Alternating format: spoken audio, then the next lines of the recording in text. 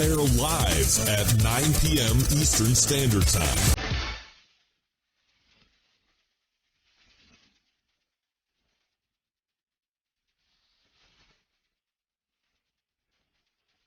The Barbecue Central Radio Show will air live at 9 p.m. Eastern Standard Time.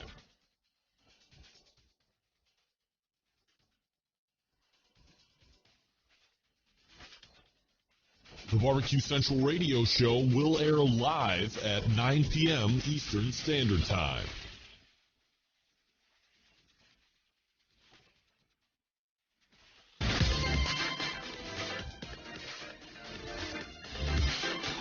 The Barbecue Central Radio Show will air live at 9 p.m. Eastern Standard Time.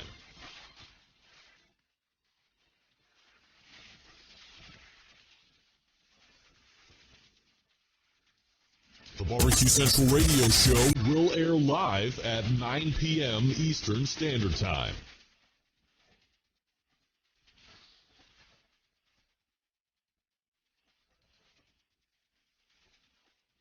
The Barbecue Central Radio Show will air live at 9 p.m. Eastern Standard Time. This is Chad Hayden with Moonshriners Barbecue's 19th annual Jack Daniel's World Barbecue Champion, and this is Barbecue Central. So to get that perfect barbecue, you use wood. Are you sure it stays? Whatever. We put the lighter fluid on, strike your match, and oh! Should we call the fire department? That might be a good idea.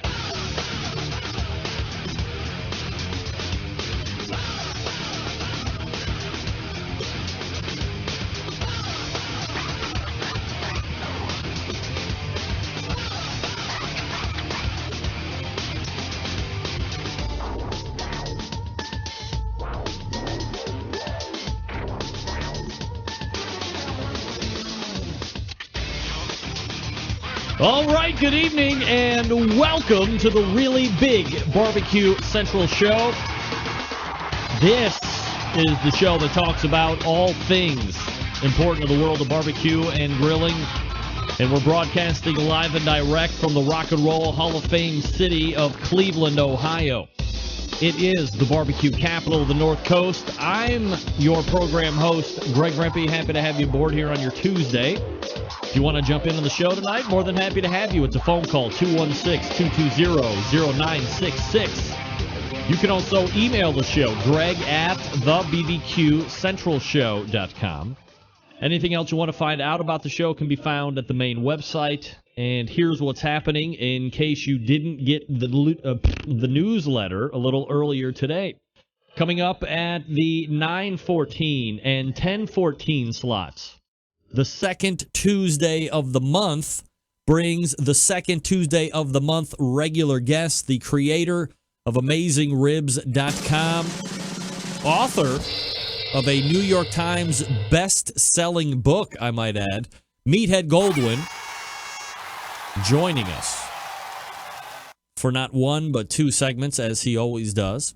And on the agenda this evening, and we've talked about it on this show now and again, but especially this time of year, a lot of people getting into the beef roast type of stuff, so we want to make sure that you have all the good information to make sure that you're executing your beef roasts well and gaining the fame and adulation from all of the guests and family members that you're going to be having over at your house. Then, in the second hour, we tried this like a month and a half ago, and it flamed in spectacular fashion. The first time, actually, it was Super Tuesday night, election night. We tried to run down Kenji Lopez-Alt. Didn't work out. The election, again, very important to some people. Then we hooked him up last week or the week before, and I totally forgot. Get that big stuff out of here. So, my blow-off, his blow-off, canceled each other out. And tonight at 10:14 and possibly 10:35 from Serious Eats and the Food Lab, Kenji Lopez-Alt. As I said in the newsletter and on the Facebook post, tonight, perhaps more than any night ever except for the competition roundtables, the College of Barbecue, the College of Cooking in general, the science of cooking in general is in session. So if you've always wanted to go to college, if you wanted to get that highly coveted degree, then this is where you need to be tonight. Send everybody that you know the links to the show because Kenji and Meathead will be on this evening. Here's where you want to send them. For audio only, which I understand. I wouldn't want to look at me for 2 hours, but I have to.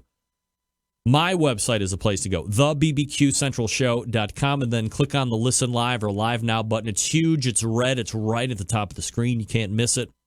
That will link you over to TuneIn. That is the audio stream of the show.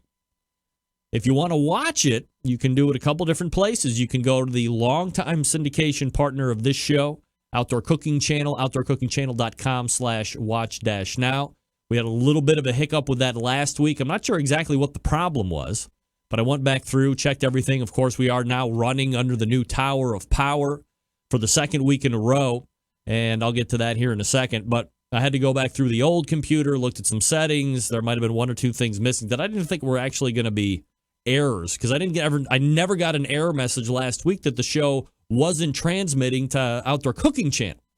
In fact, it told me you're broadcasting live to Outdoor Cooking Channel, but as we all remember, not necessarily the case.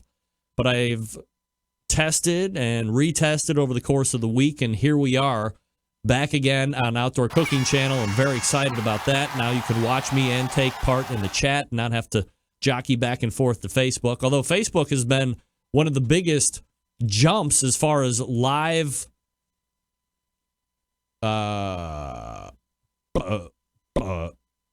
hold on a second.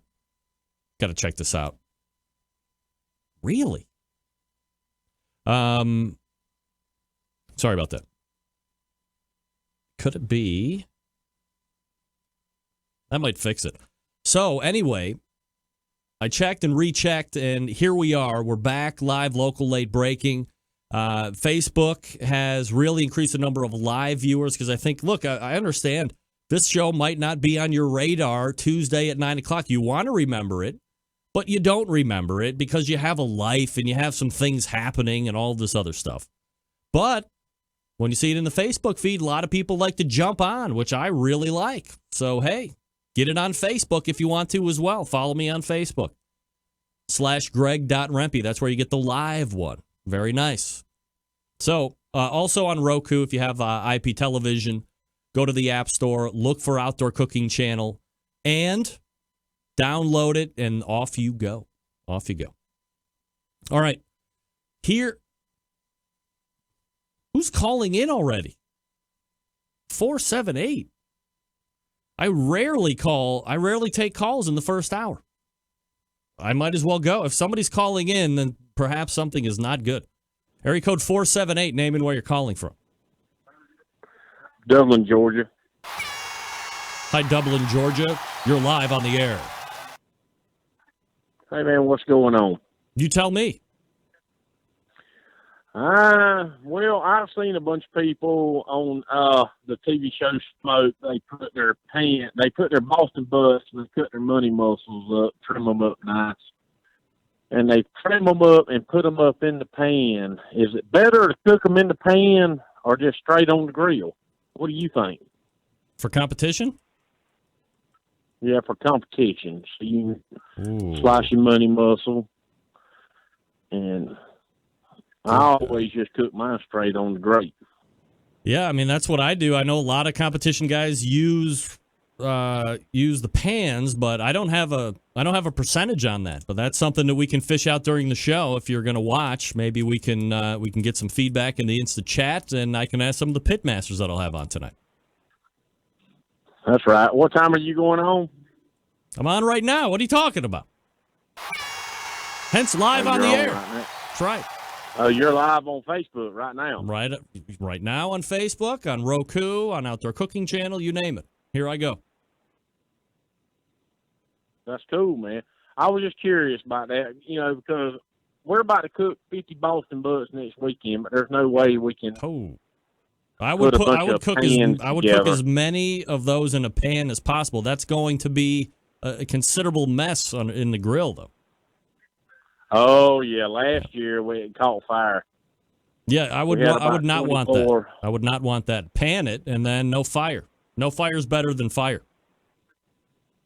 That is correct. That's right. correct, my friend. I enjoy your post, and I like you live, my friend. All right. Thanks so much for calling in. There's that guy from Georgia. It is not Dan from Wauchula, Doug. It is not. I never get a call in for. I guess he didn't know I was live. That's all right. No problem there.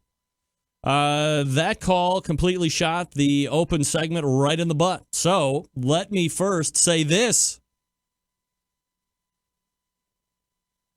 Let's see. Blaine Hunter from Porky Butts Barbecue will be on, I believe, in 2 weeks' time. He is your Kansas City Barbecue Society Team of the Year. Congratulations. Also, I do want to mention, and I'm not going to be able to give near the amount of time to this that I had planned, is shouting out, which I hate to use that term, but it just seems to make sense to me.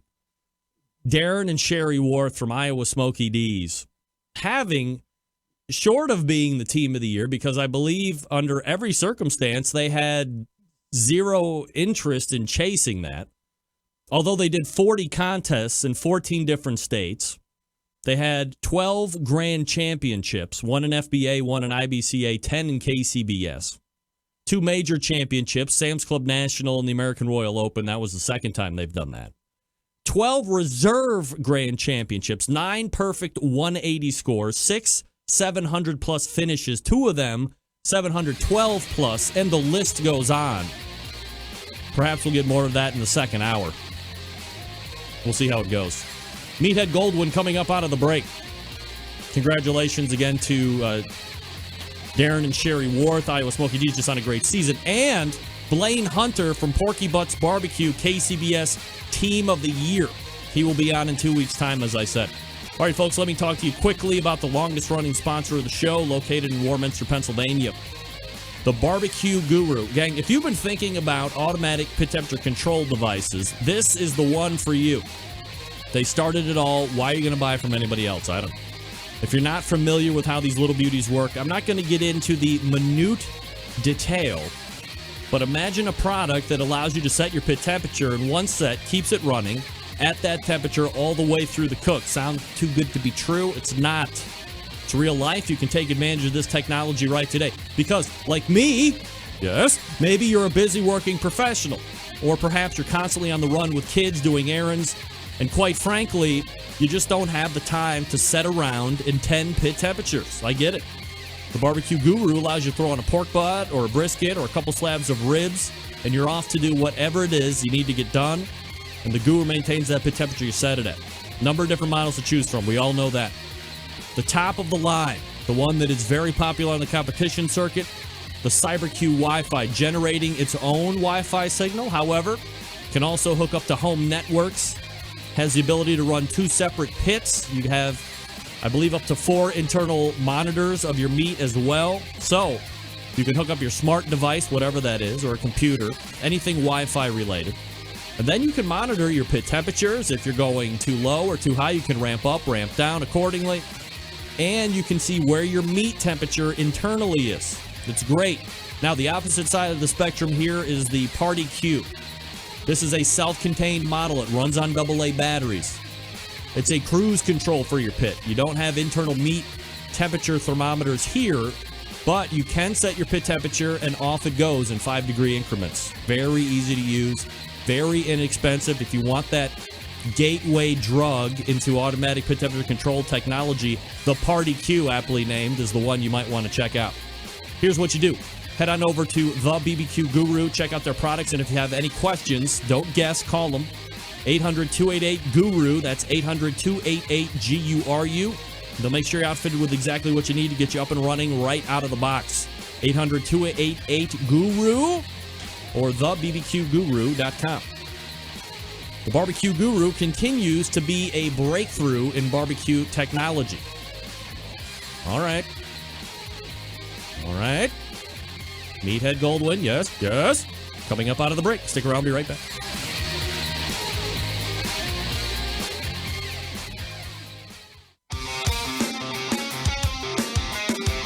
Broadcasting live from the Barbecue Central Radio Network studios in Cleveland, Ohio. You're listening to the Barbecue Central Radio Show. Once again, here's your host, Greg Rempe. Hey, welcome back. That didn't work out. This portion of the show is being brought to you by Green Mountain Grills, manufacturers of some of the best pellet cookers out there on the market today. If you're looking for something that houses a lot of food, this might be the one for you. Now, maybe you're looking for something medium-sized. Certainly they can do that as well. Or tailgate size. Yes, tailgate size is possible. Just look for it, for crying out loud.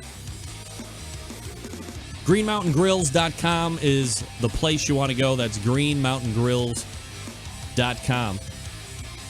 And joining me now is the second Tuesday of the month guest. He is a friend of mine. He is a New York Times best-selling author.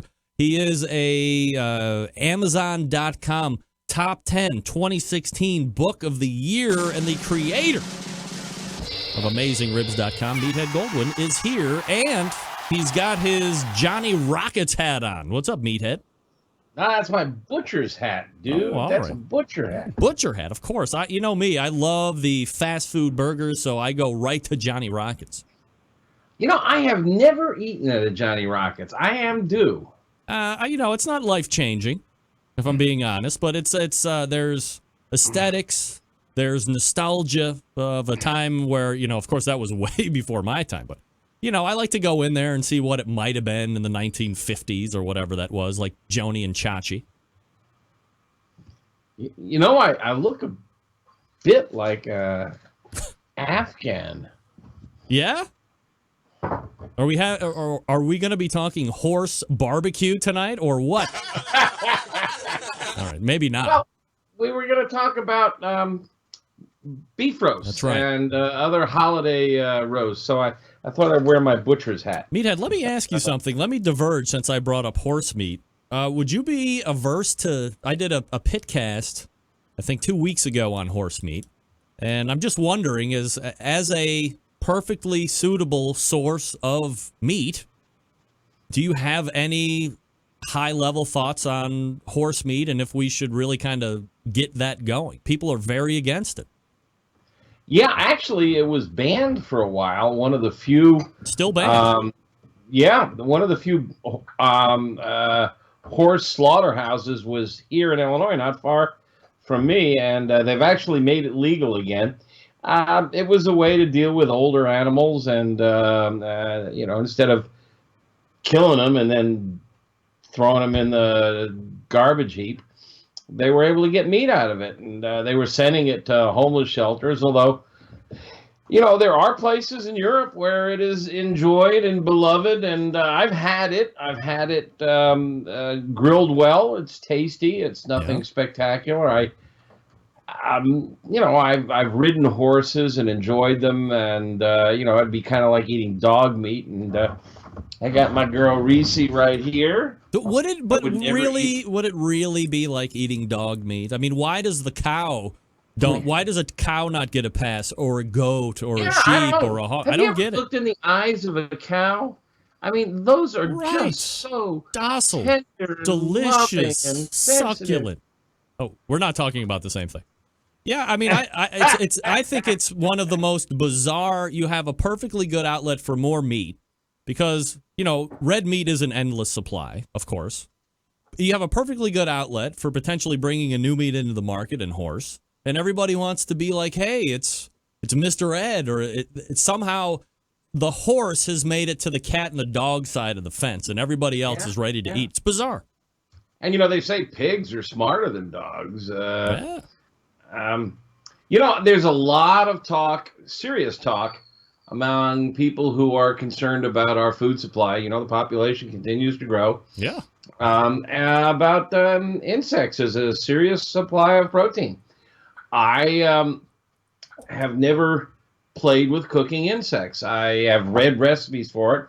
I once had a friend serve me chocolate-covered wasps unbeknownst to me. They were kind of nice, crunchy, and you put chocolate on anything and it's good. Sure. But I mean, there are viable sources of protein in insects.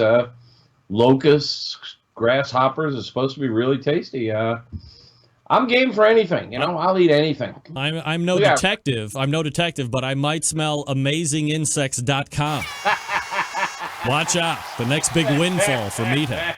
All right, so let's go to beef roasts. As I'd said in the open, this is certainly a time of the year. I mean, everybody eats a lot of red meat, as we just talked about. Roasts are very popular, but this time of year, especially, it does seem to be a centerpiece for most holiday get-togethers. So let's make sure that we're passing along the good info and that people don't screw it up.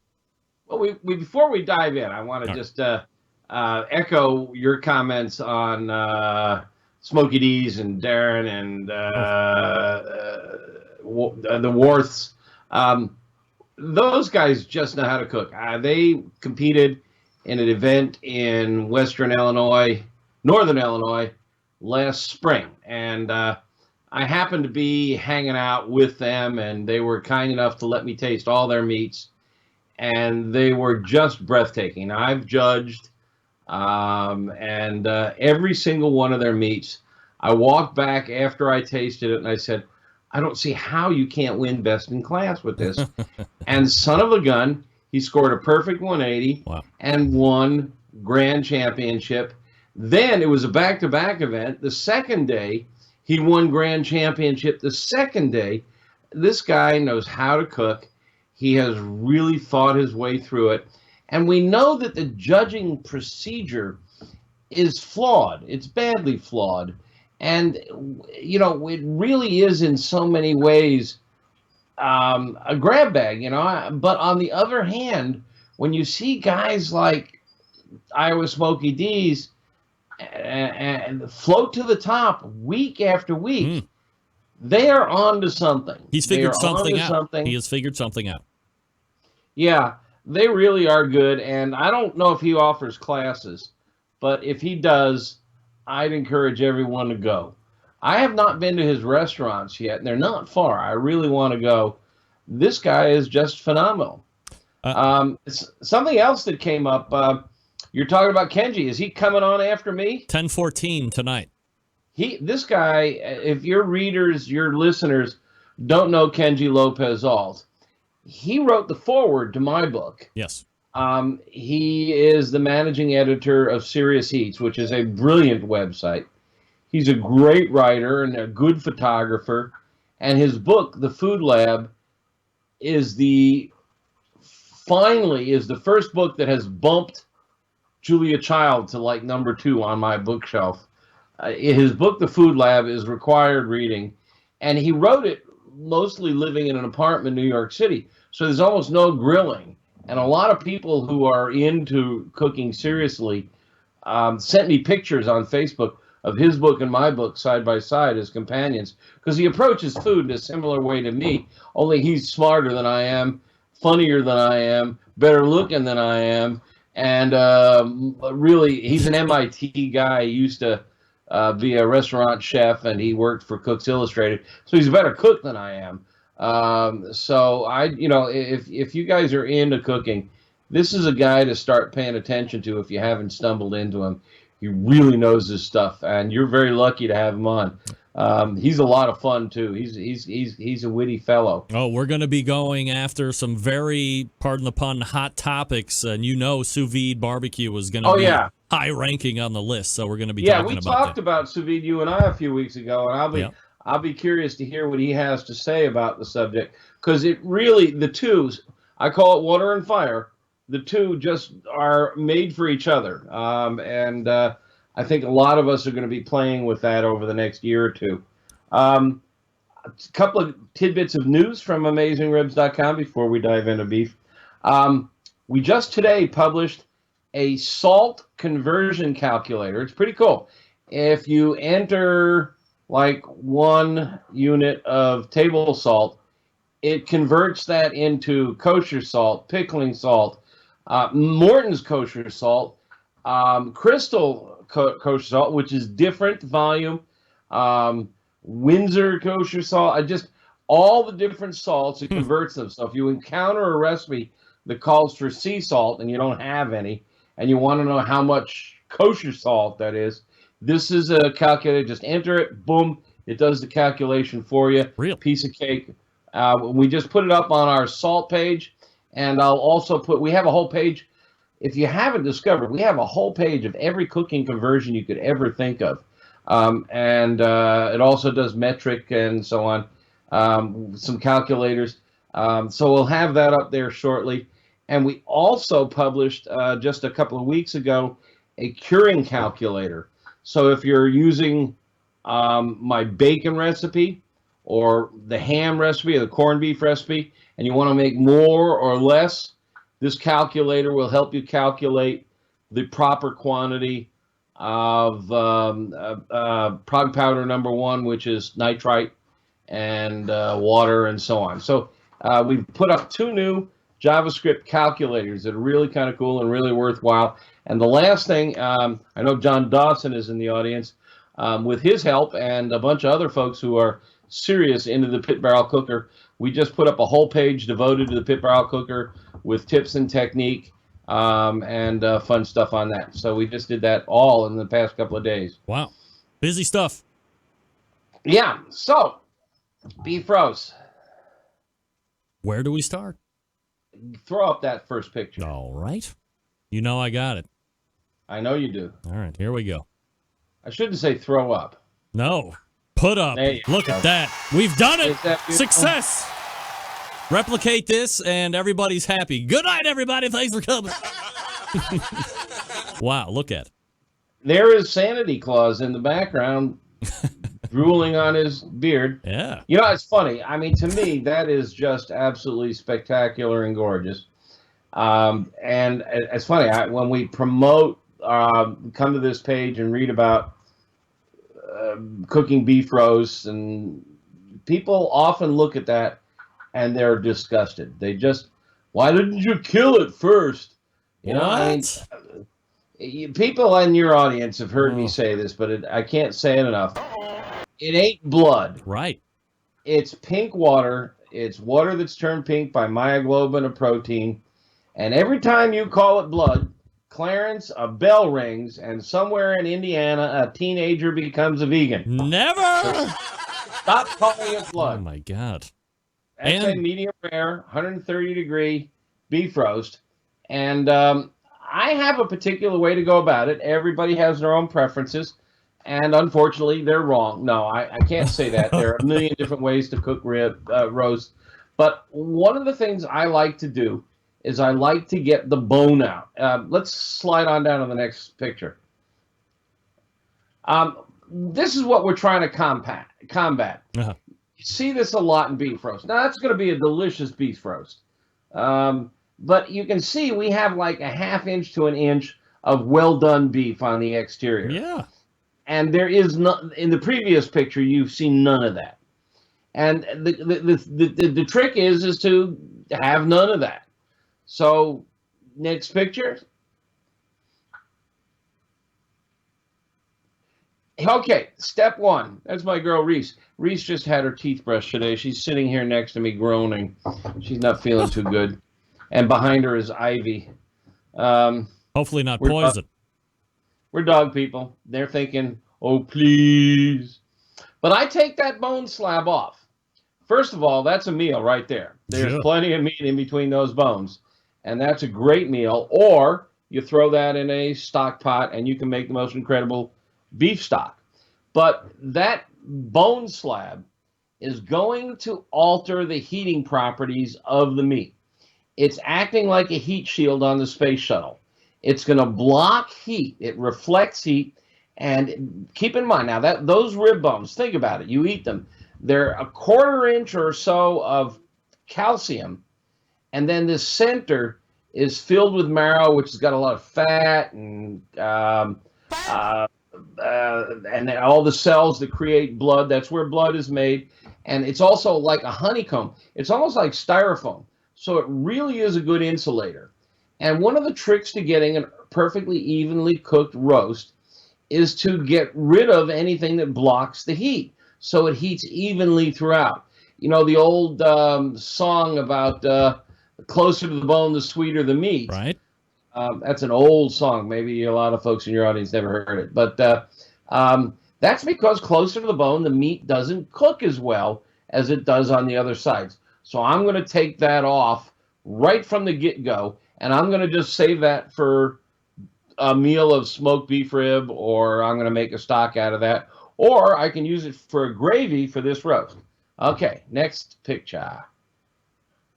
All right, the next thing is if you take the bone off, the natural shape of a prime rib. Now, I'm talking about prime rib, but a lot of these rules still apply to a chuck roast, to a,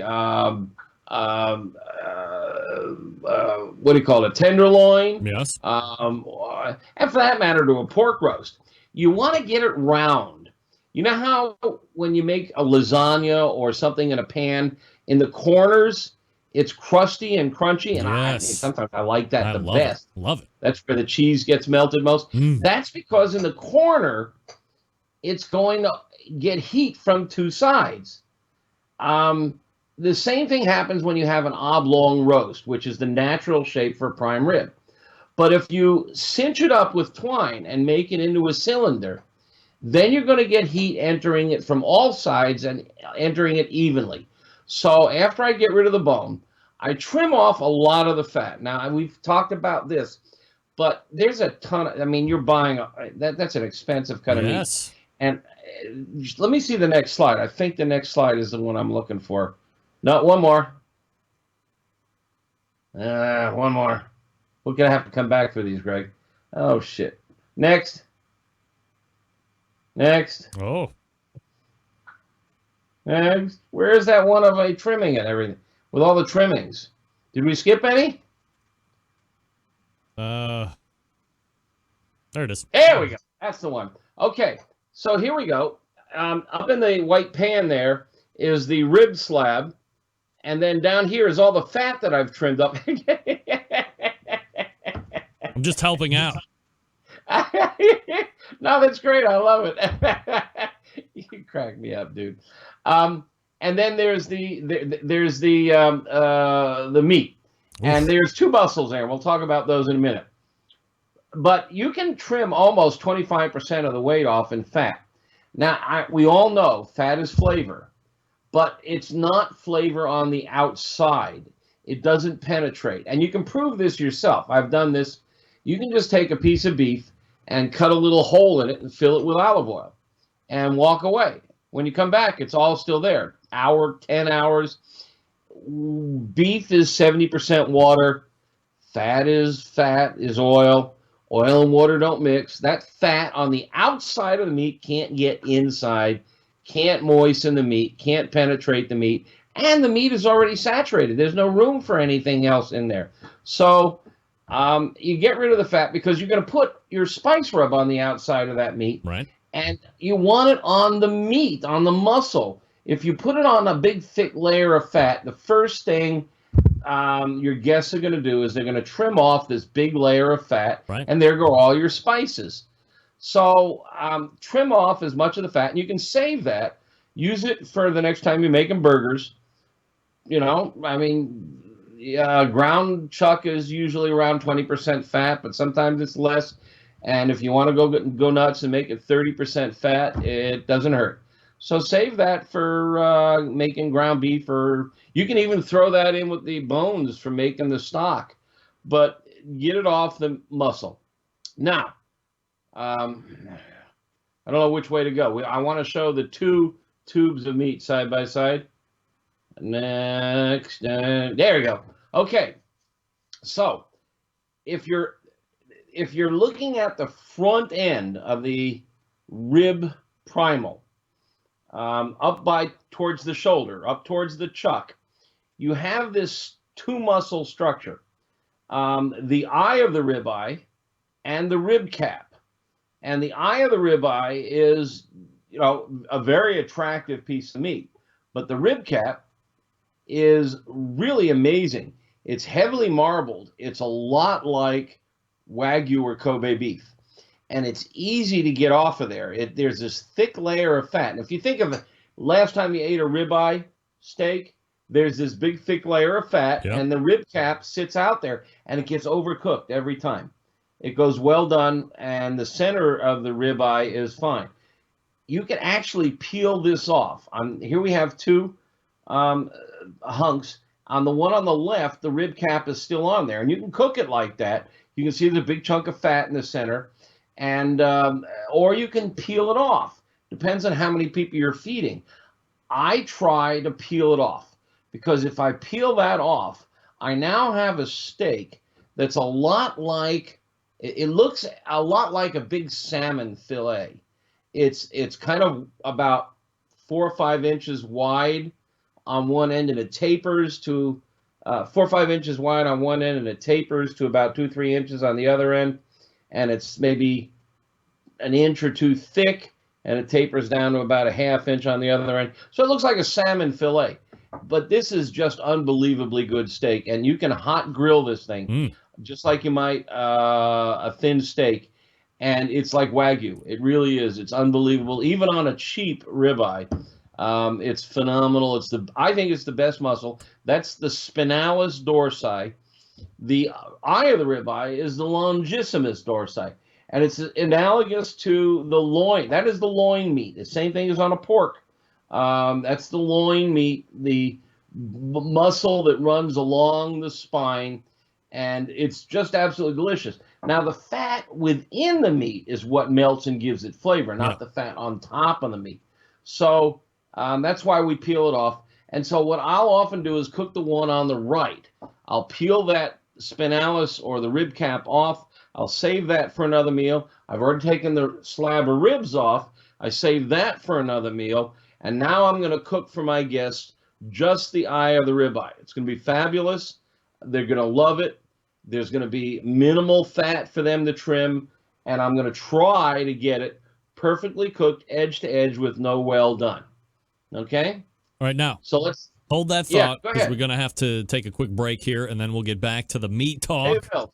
And we're talking with Meathead Goldwyn, by the way, from AmazingRibs.com. So stick with us here, and we'll be right back. I'm going to talk to you quickly about the National Barbecue Association's 2015 and 2016 Tool of the Year, the Chops Power Injector System. By the way, humble apologies to Dan Uladol from Chops Power Injector System. I totally screwed him out of a segment today. Sorry about that, Dan. I'm going to make it up to you. But here's what you want to know. There's 3 different sizes, okay? There's the half-gallon Chops Power Injector System, designed for competition people or to pump up the backyard warrior like me. So easy to use, right? Clean it, fill it, pump it, go. You have one brisket or a pork shoulder to do. You don't need to fill it all the way up. Just put in what you need. It uses it all. It comes with 14-gauge needles, 2 replacement plastic needle adapters, 3 plug screws, and a needle protector. It's $100 plus you pay the shipping. Then you have the 1-gallon Chops Power Injector System. Holds double the amount of the half-gallon. Some use it in competitions, like when you're cooking MBN whole hog or 10 shoulders to get that perfect one. It comes with 14-gauge needles, 2 replacement plastic needle adapters, 3 plug screws, and a needle protector. This one's $120. Plus, you pay the shipping. The newest one, the Chops Full Power Injector System. It's electric. It is the commercial and competition Big Daddy. This is not a holding tank, but a 3.5-foot pickup tube you can put in any size container. That's right, from a few ounces to a 55-gallon drum. It was originally designed for Chef Rob at the Best Barbecue Restaurant in Kansas City. He said time and time again, with the Chops Full Power Injector System, his briskets are better than ever. It comes with metal needle adapters, 14-gauge needles, 3-inch 12-gauge needles, 2-inch 11.5-gauge needles, 3 plug screws, and a needle protector. $325 plus you pay the shipping. A number of the top pitmasters out there on the competition circuit are using the Chops Power Injector System. Here's the deal. We live in a foodie world that requires flavor in every bite. This is how you do it and do it fast. And it's not just for meat. How about alcohol-infused watermelon? Sure, let's do that. Hand-assembled in Kansas City, Missouri, USA. If you want extra accessories, they got them. If you want to shoot medium ground spices, they got you covered for that. They have a great upgrade you can buy to make your Chops Injector bulletproof. Metal needle adapters. Here's what you do. You head on over to the website, barbecuekansascity.com. That's BARBEQUE, barbecuekansascity.com. choose your size, and then just be happy. You'll figure, how the hell did I even inject with one needle before this? Oh, believe me. All right, more with Meathead right after this. Stick around. We'll be right back.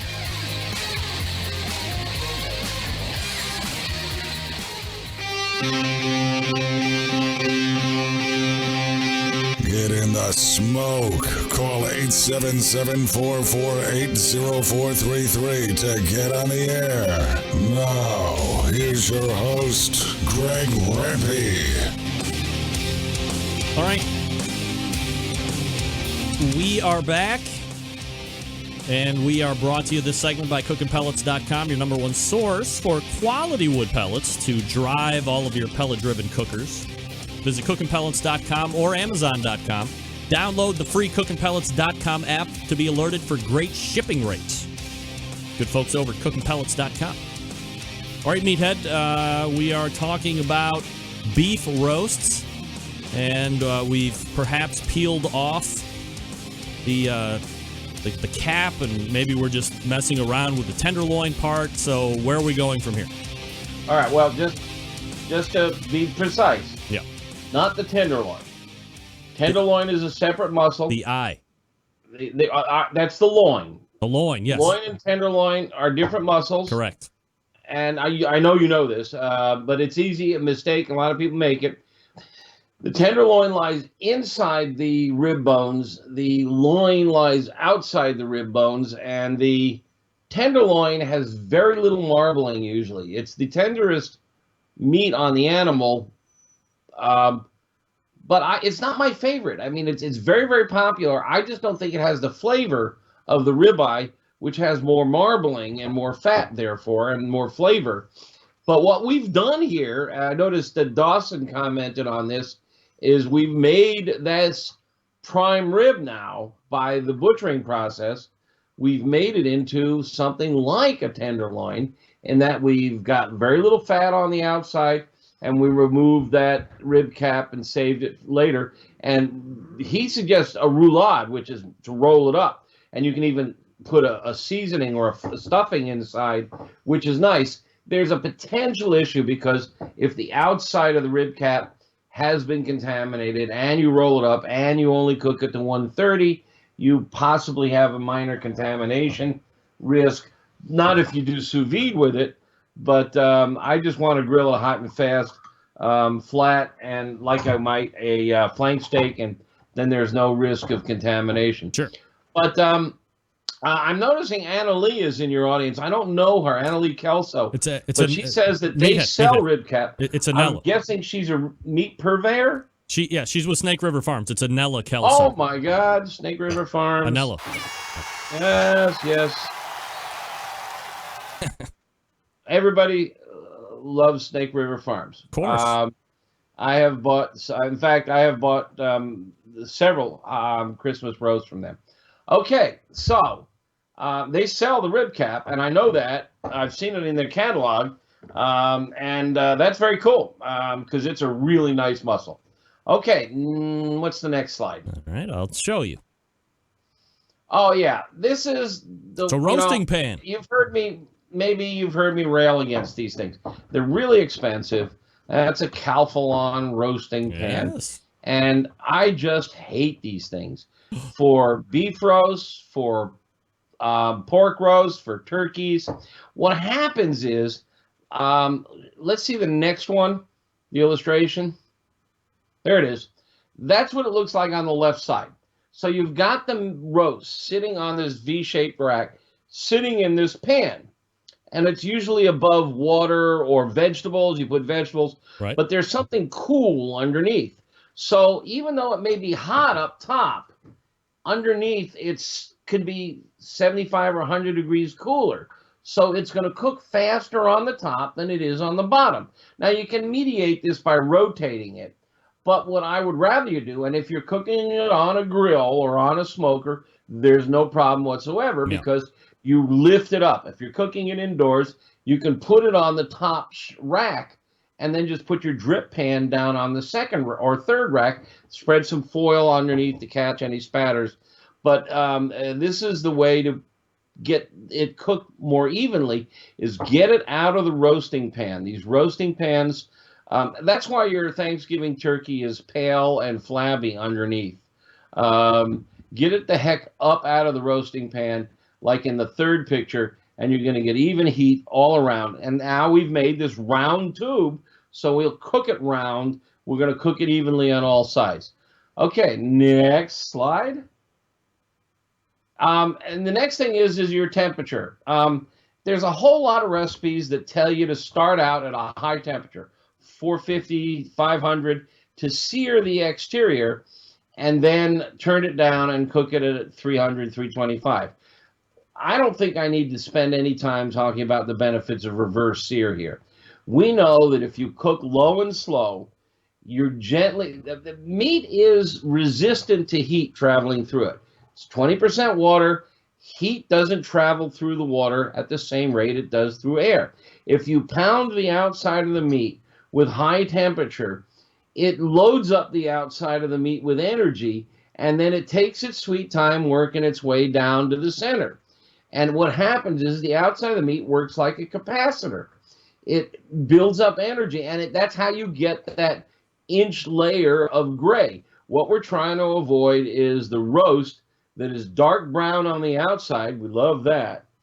Then we have brown underneath, then tan, then pink, and finally in the middle, 130 to 35 degrees, right. Medium rare, gorgeous. What we want is medium rare to medium all throughout, and the only way you can get there is low and slow, easy temp.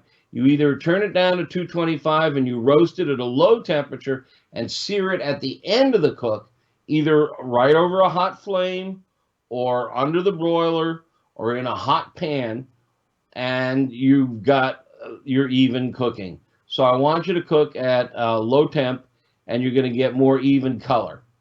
Okay? All right. Next slide. Now, here's another thing. A lot of recipes talk about how long you cook it depends on how much it weighs. Right. Now, a typical full beef tenderloin, a full beef loin, prime rib, is 7 bones. And if you cut it in half and cook them separately, each half will take almost identically the same amount of time as the whole one. Because, and this is such a basic concept, but a lot of people don't get it. The hot air cooks the outside of the meat outside of the meat cooks the inside of the meat. Right.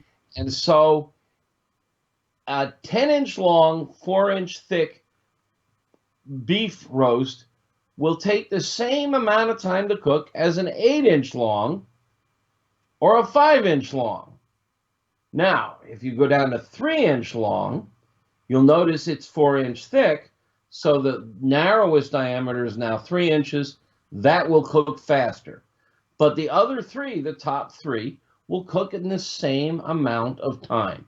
And so when you read recipes that say cook it for X number of minutes per pound, yeah, that can be really misleading. Now, if you're talking about a turkey or a pork butt, maybe there's some sense to it because it tends to be proportional as it gets bigger. But it's not always. And this is a classic example. You take a 7-bone roast, cut it in a half, and each half is going to take the same amount of time as the full 7-bone roast. So the thickness, the delineator is how long it is. As long as the thickness is the same, the delineator is going to be at 3 inches or less.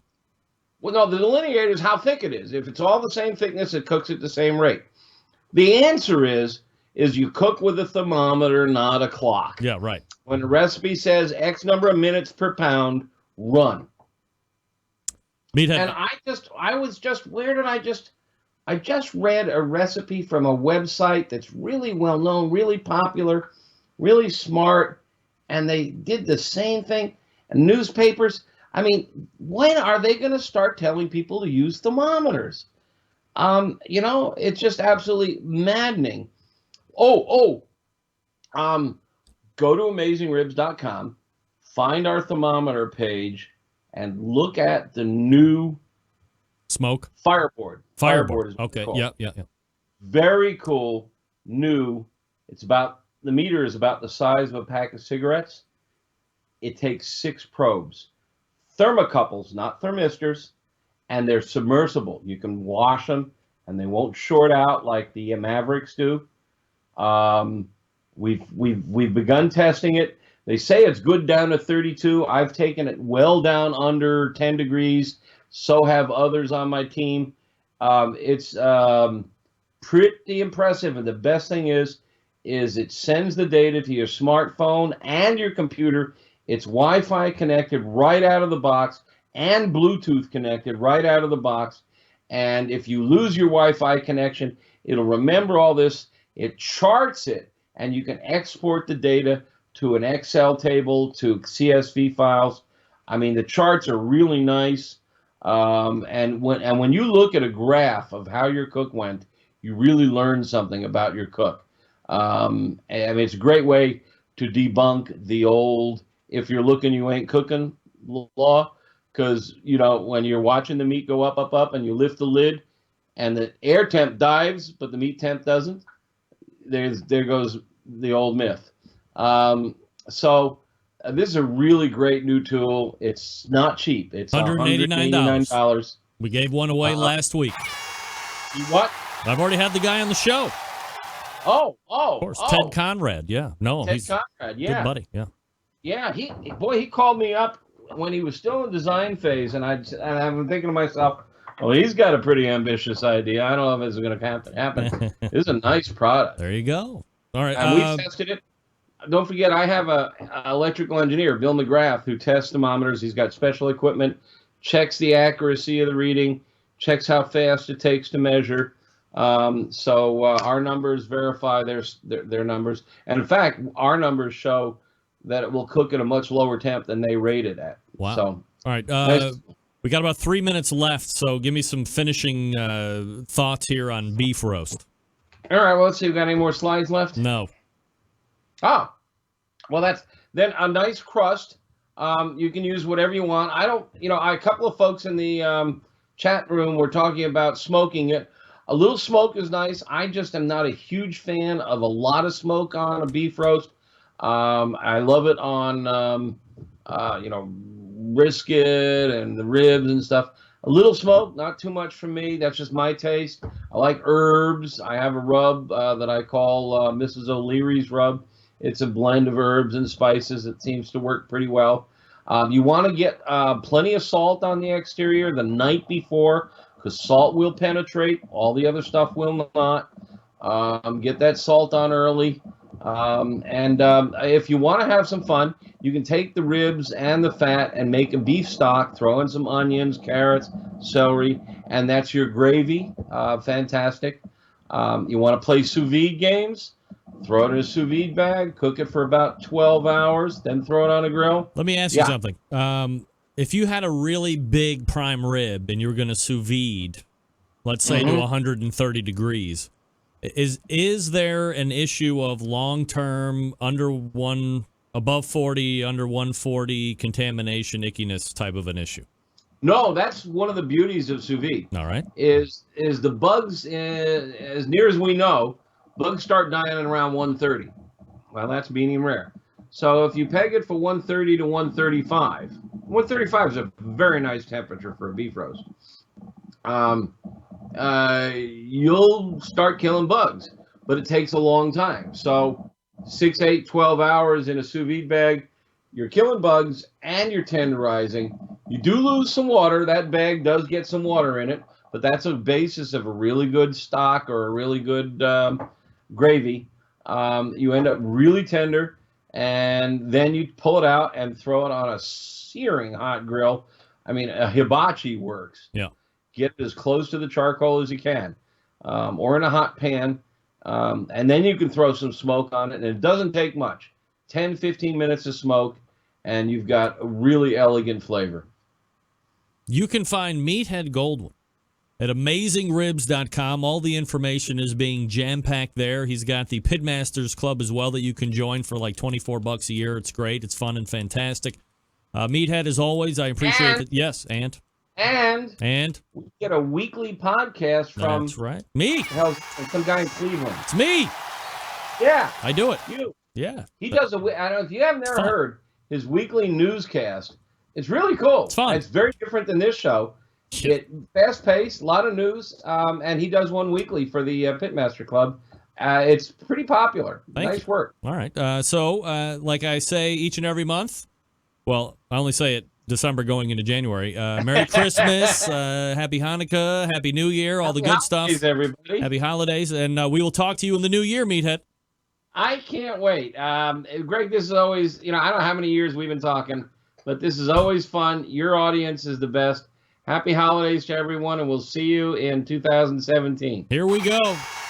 Headlong into 2017, if you can believe it. 2016, as I've said before, rapidly coming to a close, and I don't think anybody can deny it now. 2016, rapidly coming to a close. All right, we got to try and beat feet to get to where we need to go. But let me talk to you about the pit barrel cooker. Meathead talked about it in this past segment. Gang, pulling the trigger on a new cooker can be nerve-wracking. Temperature control, fire management, what woods to buy, who needs the hassle? But I strongly suggest a pit barrel cooker. The pit barrel makes cooking simple and fun, and it just might be the most unique, versatile, and easy-to-use cooker on the market today. Imagine a single vessel that will turn out great traditional barbecue meats like brisket, pork shoulder, and ribs, while also... Is there something going on?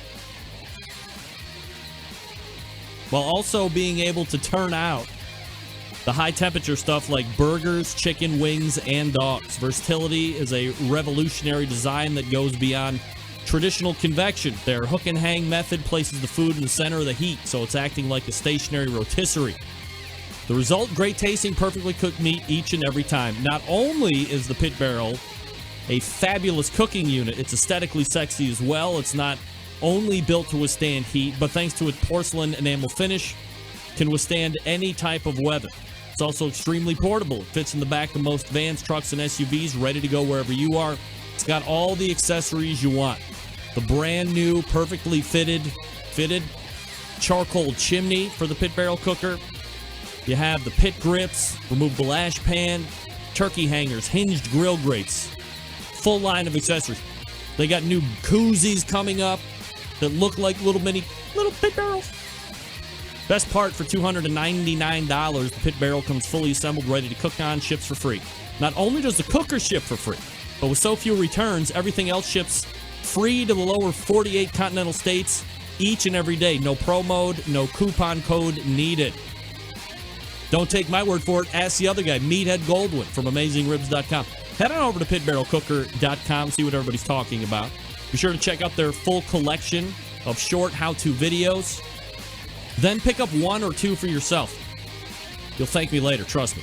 Very easy to use. My next-door neighbor, Desmond, we'll call him Desmond. That's his, on my whole deck of cookers, that is his favorite cooker, hands down. Loves the hook and hang. Loves the ribs, does the brisket, does the whole deal. If you have any questions, call them. 502-228-1222. 502-228-1222. And yes, they will actually pick up the phone, talk to you, counsel you, give you advice, all the good stuff. Find out what great customer service is all about when you head on over to pitbarrelcooker.com. We're back to wrap the first hour right after this. Stick around, we'll be right back.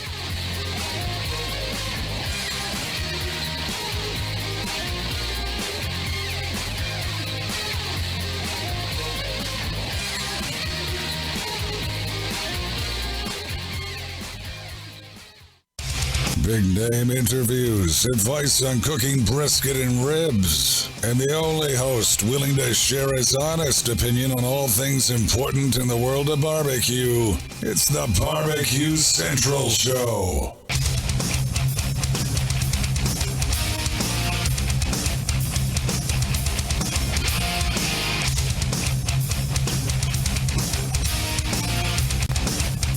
All right, thanks again to Meathead Goldwyn for joining me the past two segments. Beef roast. I hate when you get the cap locks on and the Anella Kelso. Anna Lee Kelso, hopefully your Meathead Goldwyn official consultation gives you the confidence that you are desiring for your prime rib cook in the sous vide.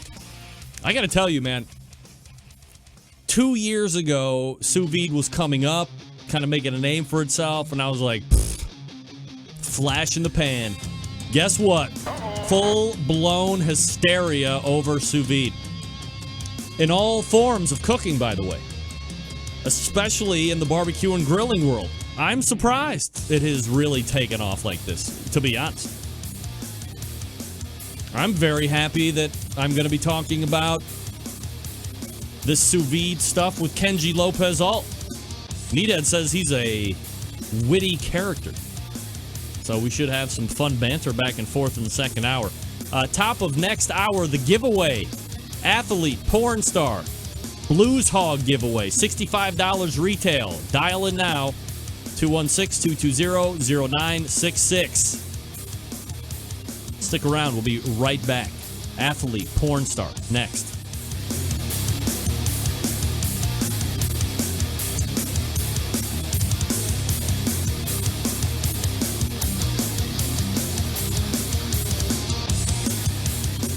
This is Bobby. And this is Jennifer. And we're from Cleveland, Ohio. And you are listening to the Barbecue Central Show. Happy to have you aboard here for the really big barbecue show. Boing. We cook because we have to, and we grill because we want to. Hit me. Fine, how you doing? You have a great show. I'm a big fan. Boing. So what seems to be the problem here? This man looks like he's dead, and he's in the crackle. Charbono! It's all about the charbono, dude! Succulent fish! What? He ate 2 feet for wiener. Listen, Liberty, shut your face. I'm shaking like a dog shit peach seeds. We have top men working on it right now. Top men.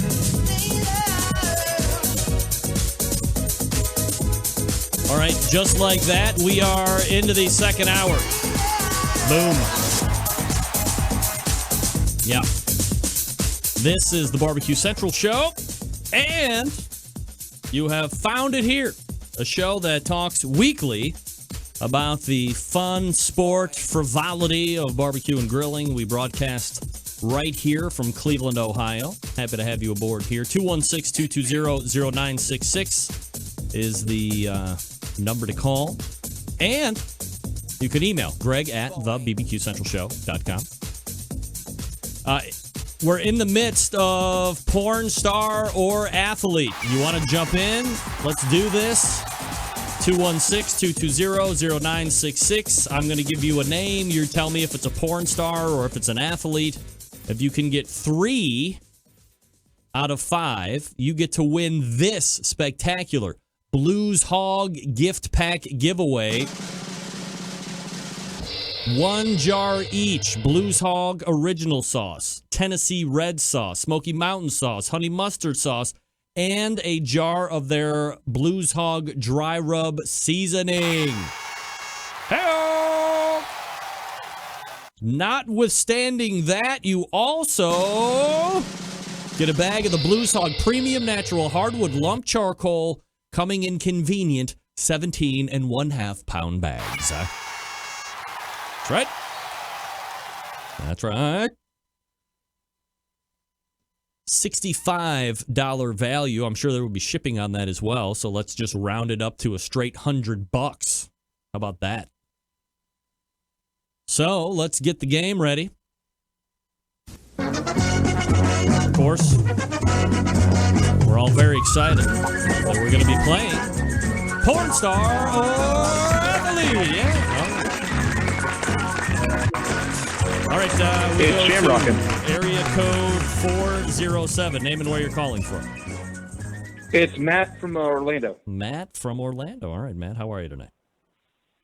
Pretty good so far. Cooking fudge for the wife's Christmas party tomorrow. All right. Why don't you tell us a little bit about yourself, Matt? I'm a horrible barbecue competition chef that doesn't do very well, but loves to drink beer. All right, very good. That's Matt, everybody. All right, you ready to play the game, Matt? Absolutely. All right, here we go. Let me get my board up here.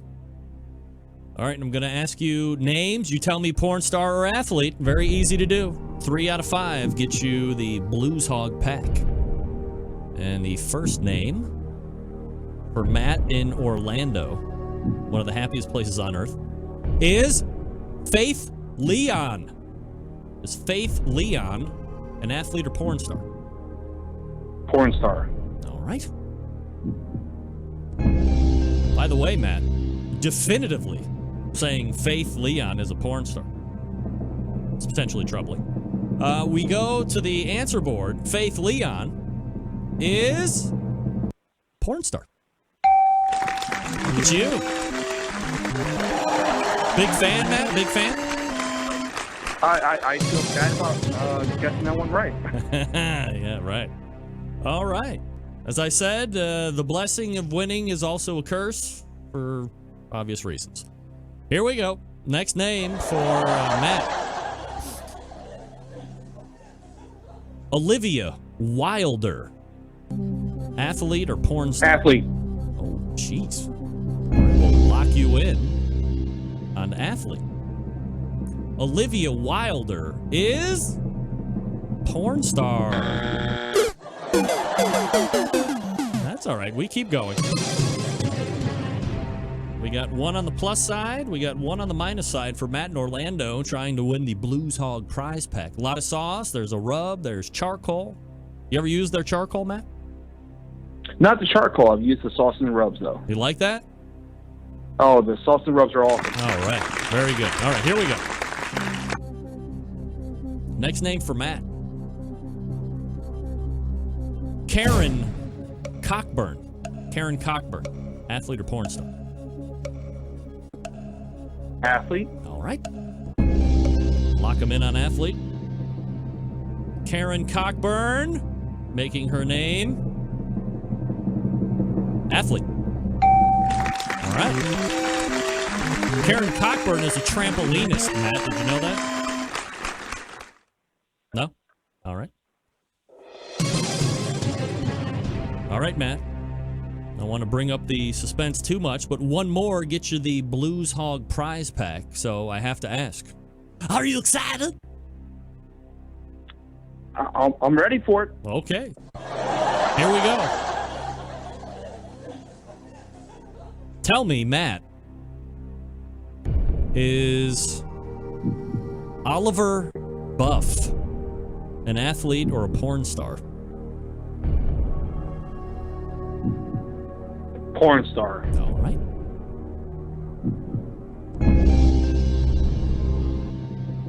Locking Matt in on porn star, Oliver Buff. Indeed. Athlete. Uh-oh. It's all right. It's all coming down to this, Matt. From Orlando, trying to win the Blues Hog. A flair for the dramatic does Matt have. And he's got to get this one right. All right. Tell me, Matt. Is Justin Long an athlete or porn star? Howie Long's the father. They name his son Justin. But Justin Long is such a porn star name. Oh, dear God. Oh, dear Lord. I'm going to have to go porn star because that just sounds so bad. All right. Final answer? Final answer. All right, Matt. Holding out hope that Justin Long is not Howie Long's son. All right, he's done it, ladies and gentlemen. Matt has done it. Oh, my goodness. Look at this guy. Well, Matt, you have absolutely done it. You know your porn stars and athletes somewhat. Somewhat. So here's what you do. You Thank send you. me your. I'm embarrassed to say that I got that right. That's all right. No, don't be embarrassed. Winning heals all wounds. No problem. So send me your shipping info. Greg at thebbqcentralshow.com, and I will forward that on to the folks at Blues Hog, and you will have your pack shortly. Thank you, Greg. Thank you much. Thank you for calling in. There he is. It's Matt from Orlando. And from everybody here at Athlete or Porn Star, we bid you adieu. Thank you. All right. Thanks again to Terry and Tim Shear over at Blues Hog for donating the prize pack. Once again, the website blueshog.com. If you've never been there, check it out. That's blueshog.com. And he's getting the Blues Hog Original Tennessee Red, Smoky Mountain, and Honey Mustard, all in the 16-ounce ball-style jar. And he's also getting a 5.5-ounce Blues Hog Dry Rub Seasoning and the Blues Hog Premium Natural Hardwood Lump Charcoal coming in a convenient 17.5-pound bag. Good for him. Blueshog.com, again, Tim and Terry Shear. How about that? I love it when we get right down to the very end. And it's like, uh-oh, are we going to do it? I don't know. I don't want to have wasted all that time and not know the difference between my porn stars and athletes. That's foolish. Did anybody see, by the way, I meant to, we shortly delved into horse meat talk with Meathead, and then that went into something, and then we finally got into the beef roast talk. But I was gonna talk to Meathead about what it was like to do the Harry Connick Jr. show, because Meathead has done a lot of TV. I don't know if you guys have really kept up with Meathead or not, but he has really been on quite the run of TV shows. He's been on Rachel Ray. He's been on Harry Connick Jr. The list is lengthening. I think that's safe to say. But I love to know the inner workings, like how long did that actually take? Was it one take? What got cut? Did anything get cut? Did anything get put back in? Did you have to reshoot? There was an especially touching time when Meathead was scratching and tickling the back of Harry Connick Jr. I mean, he's a good-looking guy. Meathead, I mean, not Harry Connick Jr. All right, folks, let me talk to you quickly about Cook Shack. They manufacture smoker ovens for barbecue lovers with any amount of experience. That's right. Whether you barbecue in your backyard, in the competition circuit, or in a 5-star dining facility, Cook Shack has the unit that will do the job, and with a full line of barbecue sauces, spices, pellets, and wood chunks, it is the perfect one-stop shop. Cook Shack strives to be your barbecue resource center by offering cooking classes, online recipes, how-to videos, 2 blogs, smoking, grilling 101s, and a video cooking classroom. Check out their website at cookshack.com or follow them on Instagram, Facebook, YouTube, Twitter, Pinterest, Google+. Get advice or share your passion for barbecue on their world-class barbecue forum. Cook Shack pellet-fired smokers are the choice of champions because they were designed by a champion. Ed Fast Eddie Moran, the FEC 100, PG 1000, always customer favorites. The PG 1000 can double as a smoker and grill. Low and slow, hot and fast, the pellet grill line gives you the most for your money. Cook Shack residential electric smokers are the #1 smoker in the industry. High quality means high durability and versatility. Anything you can cook in your oven, you can make in a Cook Shack. Passion, dedication drives Cook Shack's manufacturing, with quality always being at the forefront. Get the best in barbecue since 1962 and call 800-423-0698. That's 800-423-0698, or visit the website cookshack.com. Oh boy, I'm ready. Are you ready? Kenji Lopez-Alt coming up out of the break. Stick around. We'll be right back. Oh boy.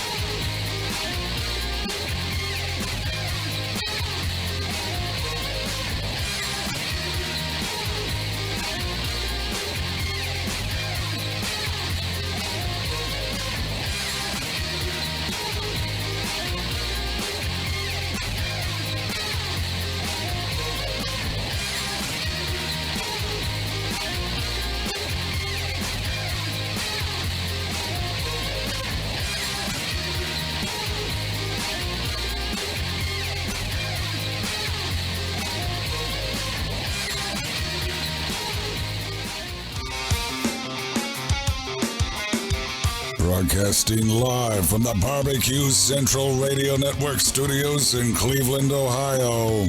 You're listening to the Barbecue Central Radio Show. Once again, here's your host, Greg Rempe.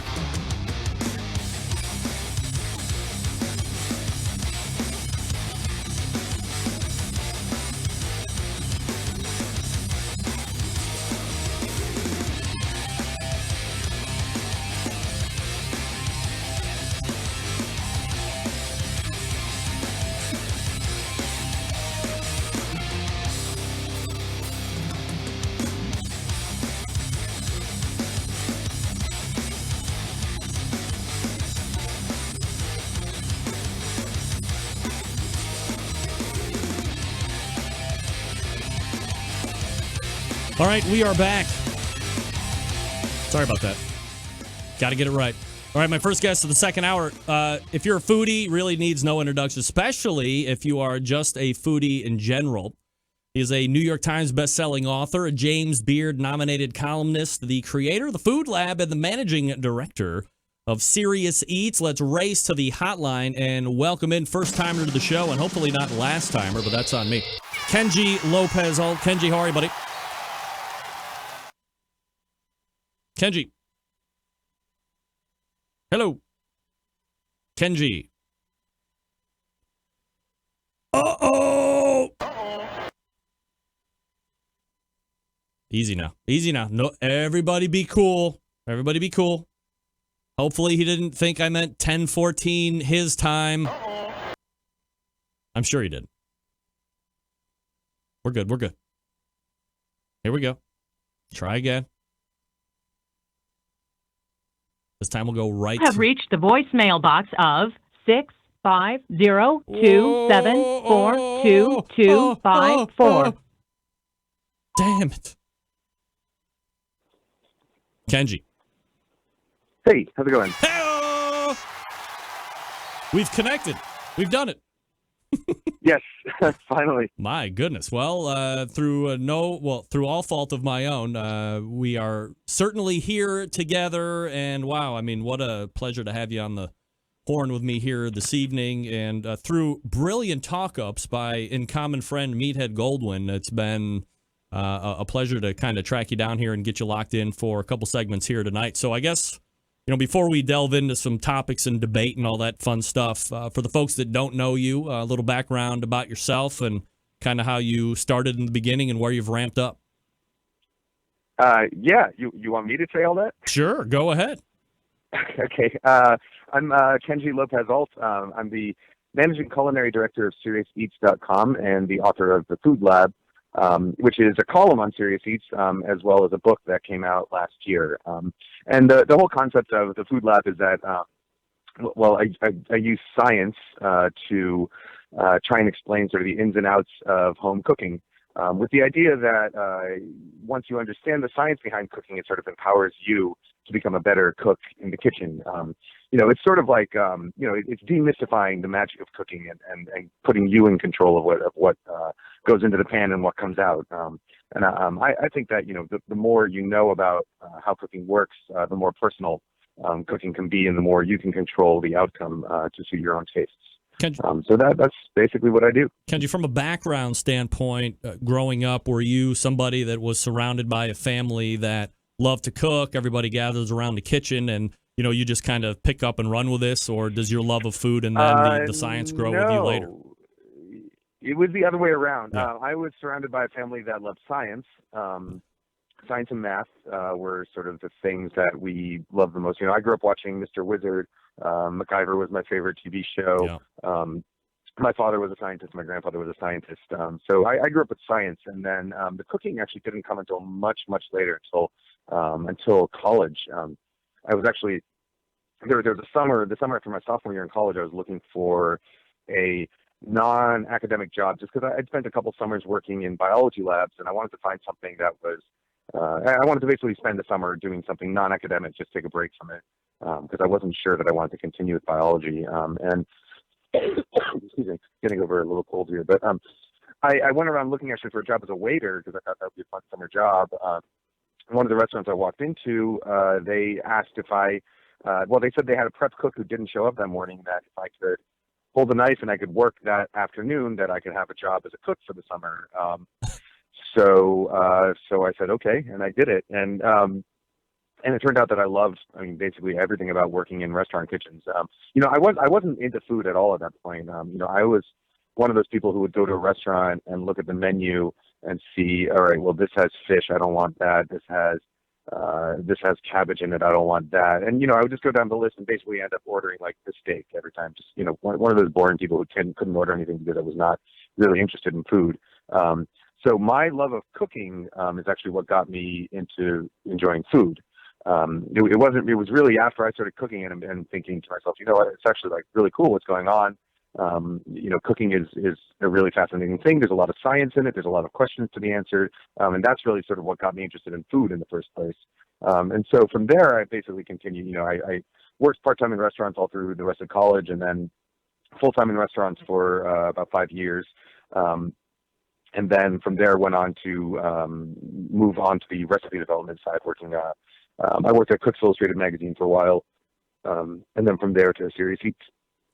Kenji Lopez-Alt joining me here on the show, SeriousEats.com, also Food Lab off that as well. Kenji, do you think, from a high-level sense in the food, and I know from any number of conversations with Meathead Goldwyn, and we love to talk about wine, we have great passion for wine between us, do you think that there was any type of snobbery or secrecy in the food world, and the Food Lab, in essence, is its own bridge to help, as you said, demystify or desecretize, which probably isn't a word, food, so people feel a little bit more comfortable being able to take the reins, get in the kitchen, and do something for themselves? Yeah, absolutely. There is absolutely snobbery in the world of food, in many different ways. There is snobbery in terms of individual dishes, saying, this dish has to be made this certain way, or, oh, I can't believe you're eating American cheese. There's that kind of snobbery, like sort of ingredients and dish snobbery. But then there's also, I think, sort of this sort of chefy snobbery, where unless you're cooking food at a restaurant level, and unless you're plating it in this fancy way, that it's not worth eating. Definitely. All of Serious Eats, we try to really sort of make cooking, democratize it. We want to make sure that whether we're talking, the thing we always say is that whether we're talking about a hot dog or whether we're reviewing a hot dog or like a $45 a plate fancy restaurant, we want to treat it with the same level of seriousness, and make it understood that it's okay to like hot dogs, because hot dogs are a food that people love. It's a food that takes skill. There's good hot dogs, there's bad hot dogs. So analyzing a hot dog is, I think, just as important, if not even more important, than analyzing like the food at a really fancy restaurant, because it becomes enjoyable to more people. So that's always something that I personally strive for as well in the Food Lab, is to make sure that I'm writing something that everyday people are actually going to use and actually going to cook. There's books like Modernist Cuisine. When I say I write about food science, people often ask me, oh, is that sort of like modernist? Is that molecular gastronomy? Is it that kind of stuff? Well, the answer is no, it's not really that. That is a certain type of food science and science-based cooking. But you look at, a book like Modernist Cuisine, and it's really aimed at chefs, and it costs $650. And it's just a very particular type of food that is not what people are doing every day.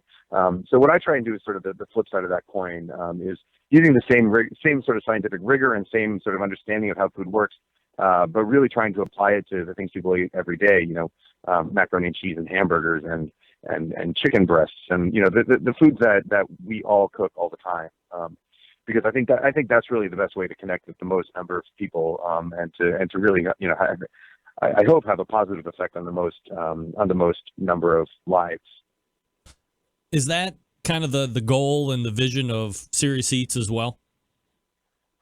Yeah, the goal and vision of Serious Eats is really to help people eat better, whether it's to find better food in restaurants or to cook better at home. But for me, it's really the best compliment I can get is when somebody tells me that they cooked a recipe I made and their entire family enjoyed it, and now they're going to be making it on a regular basis. Like, to me, that is really the goal, is to make sure that I want to introduce new things to people's lives. I want people to get excited about cooking, and I want people to feed their friends and family, and and enjoy each other's company over a good meal. So that's really the goal, is just to get people excited about cooking and to make people happy with the results that are coming out of their kitchen. From an operational level at SeriousEats.com, how many people are actively taking part in it, working it? Is it all freelance stuff? Like, how do the operations work for that? No, it's actually almost 100% through staff, full-time staff contributing articles. We do a couple of freelance. We have a couple of freelancers who contribute maybe regularly, once a week. But mostly it's all in-house that we're producing content. We have 3 full-time food editors. So that's myself, Daniel Gritzer, and Stella Parks, who is our new pastry person. And so we develop most of the recipes, and then we have a couple of other editors, and then we have a design team and a ad sales team and some management. So all in all, it's about I think right now we're at like 13 or 14 people total. And our parent company it's a company called Fexy based out of Seattle, and they also help provide some sort of upper level management. But the content on the site mainly comes down to about 4 to 5 editors. From a unique standpoint and a metric standpoint, what kind of traffic does Serious Eats see on a regular basis, month to month? Well, it varies throughout the year. Right now, November is by far our busiest month, followed by December. I think in November we got, off the top of my head, I think it's something like 16 million uniques. It goes down in January, but I'd say on average we're probably at like 13 or 14 million, something like that. Wow, that's huge. Kenji Lopez-Alt, SeriousEats.com, joining me here on the show. All right, so let's go ahead and answer this question, or at least give me your take on this question. Sure. I had one of my most masterful debates with Meathead Goldwyn about, is there a difference between barbecue and grilling? And in the beginning, when we first started having this conversation, I was very barbecue is X and grilling is Y, and the terms are not interchangeable. They are completely divergent because they're 2 different ways of cooking. Now, over time, and he made his argument of barbecue as the big umbrella and everything's kind of falling underneath it. But over time, I've said, well, why don't we throw out the term live fire cooking and everything can kind of be lumped into that? But today, if I'm asking pit masters or grill masters, some people see it my way, other people still see it as separate entities. From Serious Eats point of view and from the Food Lab point of view, Kenji, what do you think about barbecue and grilling? Well, it's a pretty loaded question. It really depends where you are. I can tell you that the vast majority of people in the world will say barbecue is anytime you're cooking over a live fire. Like you're putting hot dogs and hamburgers on the grill out back, that is you're going to have a barbecue. And that's most people in the world. But if you go to the American South, it's very different, right? Barbecue is low and slow cooking with smoke, whereas grilling is everything else. Personally, I tend to use that definition. I tend to use the barbecue as low and slow. But I have no problem when someone says, like, it's really context dependent. When my friend says we're going to have a barbecue next Saturday, I expect that we're probably going to be having like chicken and burgers and hot dogs. I wouldn't expect them to mean we're going to sit there and smoke a pork shoulder for 12 hours. But if my cousin from Tennessee says we're having barbecue at the wedding, then I would expect there to be a whole hog probably. So I think it really depends on who's saying it and who you're talking to. It's like any language. The point of language is to communicate with people and to convey ideas to people. So if some set of people believe the word means one thing and another set of people believe the word means something else, then I think you really have to pay attention to that context when you're using those words. But the same way that I don't use the same language with when I'm talking to you on the phone as I do when I'm talking to my mother or when I'm talking to my wife. I think language changes a little bit depending on the context. I think the one thing that I really don't like and that I find to be actually very snobby is when people refuse to accept that there is context. And usually you see this from the barbecue is this very narrow thing side. People will say, someone might say, "Oh, I'm having a barbecue this weekend," and then some barbecue snob will be like, "Oh, that's not barbecue." And it's like, what's the point of telling them that? Like, I'm sure they're aware that barbecue is this specific thing, and all you're doing is being pedantic. because even the original, barbecue did not always mean what some very small subset of the population in the U.S. South thinks it means. It started off as a much broader thing, and now it's this much more specific thing. It's not like when the term was invented, brisket existed or barbecue ribs existed. It was the original barbecue was maybe there was a pit, but more likely it was just an open fire. And you're slow cooking meats on top of it, but it's still relatively different from what most people would consider barbecue today. So in many ways, I think the term barbecue is sort of usurped by this group of people who claim this very narrow definition. So I try not to be that strict in my definition of it. But like I said, I think it really depends who you're talking to. I do think that there's an odd delineation just in the term barbecue. I think people if they want to snob out on you, they will say, oh, well, barbecue is barbacoa, and it was, down in South America or, whatever. I think what we talk about here on this show, what I would refer to as Southern style barbecue here in the States, not, trying to trace it back to where man got from 4 feet to 2 feet. So that being said, with somebody who has a website that sees substantial traffic, do you see certain times of the year where requests or searches for barbecue on Serious Eats spikes up more than it does at other points of the year? Summer is barbecue season for us. I think probably for most people. Barbecue and grilling content always gets popular. I mean, I can tell you during this, and you're probably going to say this is not barbecue, which by some definitions is not. But during the summer, I can guarantee you that every single day at 3 p.m. The post with the most number of people reading it at any given, on any given day during the summer is our recipe for our post on how to grill boneless, skinless chicken breasts. Every single day during the summer, that is the most popular post of the day. And then it gets followed by whatever, by more sort of real barbecue type stuff. But yeah, definitely summer is barbecue season for us. Would you say you've been able to track a progression or a growth in popularity of just the high-level topic of barbecue and grilling over the past 7 or 8 years? Have you seen it more on TV and more books being written about it and so forth? Yeah. I mean, more on TV. You also, I live in California now, but I lived in New York up until 2 years ago. And I can tell you that the difference between the barbecue scene in New York 7 years ago and 2 years ago is, night and day. Like, barbecue in New York was not very good for a long time. But now, now there's some really great places. A lot of sort of Texas style barbecue is making its way there. I think largely because of the popularity of Franklin and the book and all that stuff. But yeah, definitely. I think a lot more people outside of the South know what barbecue is as well.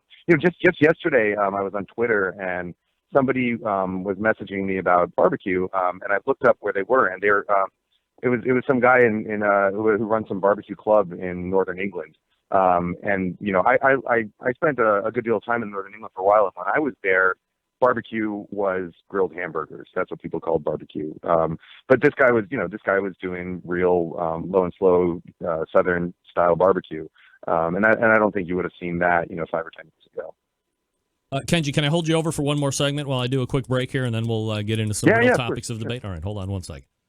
We're talking with Kenji Lopez-Alt from the Food Lab and Serious Eats, SeriousEats.com, the website. We'll be back with him here in just a second. And I'm going to talk to you about Big Papa Smokers. Folks, Big Papa Smokers, the one-stop online shop for anyone interested in barbecue, featuring a comprehensive selection of American-made grill spices, sauces, accessories, even a kit that gives you everything you need to make a world-class smoker out of a 55-gallon drum. Big Papa's has made a name for itself in recent years by winning award-winning championships with their rubs. They've pretty much won it all. Jack Daniels, American Royals, Kings of the Smokers, you name it, they've won it. BPS also banded together with fellow California-based rub company Simply Marvelous Barbecue to form what has now become known as the West Coast Offense. Defying conventional wisdom, these two California-based rub makers have cornered the market on competitive barbecue and begun to redefine the flavor profile that competitive cooks from across the country have begun to aim for. They've even created 2 unique competitions, King of the Smoker, which brings the best of the best in barbecue to a head-to-head, back-to-basics competition. King of the Smoker unique in the fact that contestants can only use those wood-fired or charcoal cookers. No pellet cookers, no pit minders. Contestants just allowed to use their wits to win one of the most high-stake barbecue competitions around. Also, they have the guinea pig cost-controlled competition that helps bring in newcomers to the world of competitive barbecue. Also features prize distribution all the way down to 10th place in each category and helps provide incentive to get new competitors into the barbecue world and keep the veterans, by the way. No attrition here, thanks to the guinea pig. On top of all that, Big Papa's has created a unique brand ambassador program called the BPS Elite Team, featuring 15 of the best competition teams of the country working together to promote camaraderie, competition barbecue, and to benefit children's charities across the U.S. Doing it in only 6 years of being in biz. Doing what? Turning the competition barbecue world on its head, creating their own unique competitions, becoming a staple of a nationwide restaurant chain, and benefiting children's charities across the U.S. It is still just the beginning for Big Papa Smokers. The website, BigPapaSmokers.com. That's BigPapaSmokers.com. We're back with more Kenji Lopez-Alt in just a few seconds. Stick around. We'll be right back.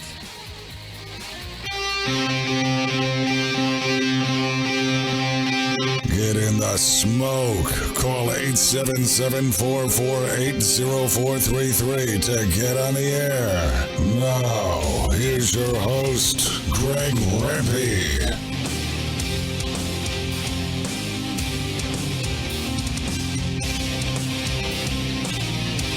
All right, welcome back. This portion of the show being brought to you by Unknown Smoker Accessories, purveyors of made in the USA stainless steel barbecue and smoker lid hinges, barbecue accessory hangers, rocket hot chimney grillers, and heavy-duty aluminum foil dispensers. To find products from Unknown Smoker Accessories, keep your gear where it needs to be.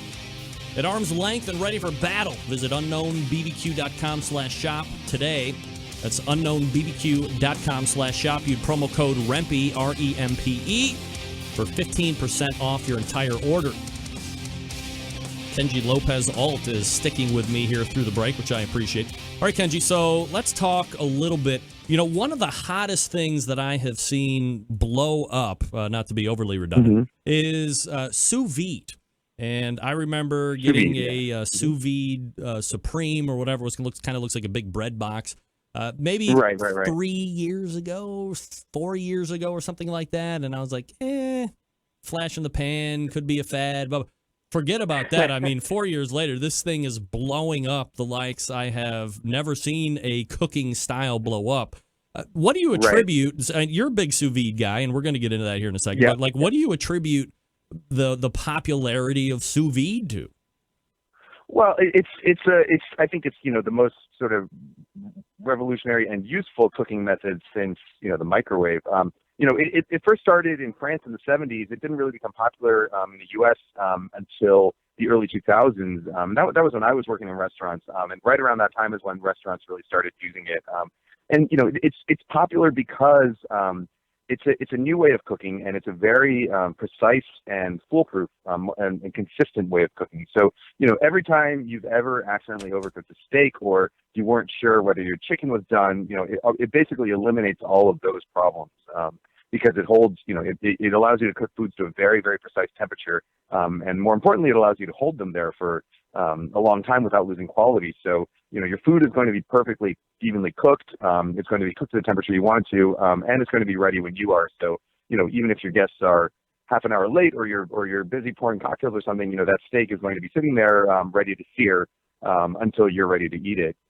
And so, you know, in restaurants, that was really useful because it meant that, you know, people aren't going to be sending back that steak because it's overcooked. You know, it also means you can cook a pork chop that's going to be much juicier because you can cook it to a slight, you know, you can cook it safely and pasteurize it at a lower temperature. The same with chicken. You know, so for example, something like chicken, if we're talking about food safety, a chicken breast, the government recommends that you cook it to 165 degrees, and we all know that at that temperature, it's basically sawdust. You know, it's really, really dry.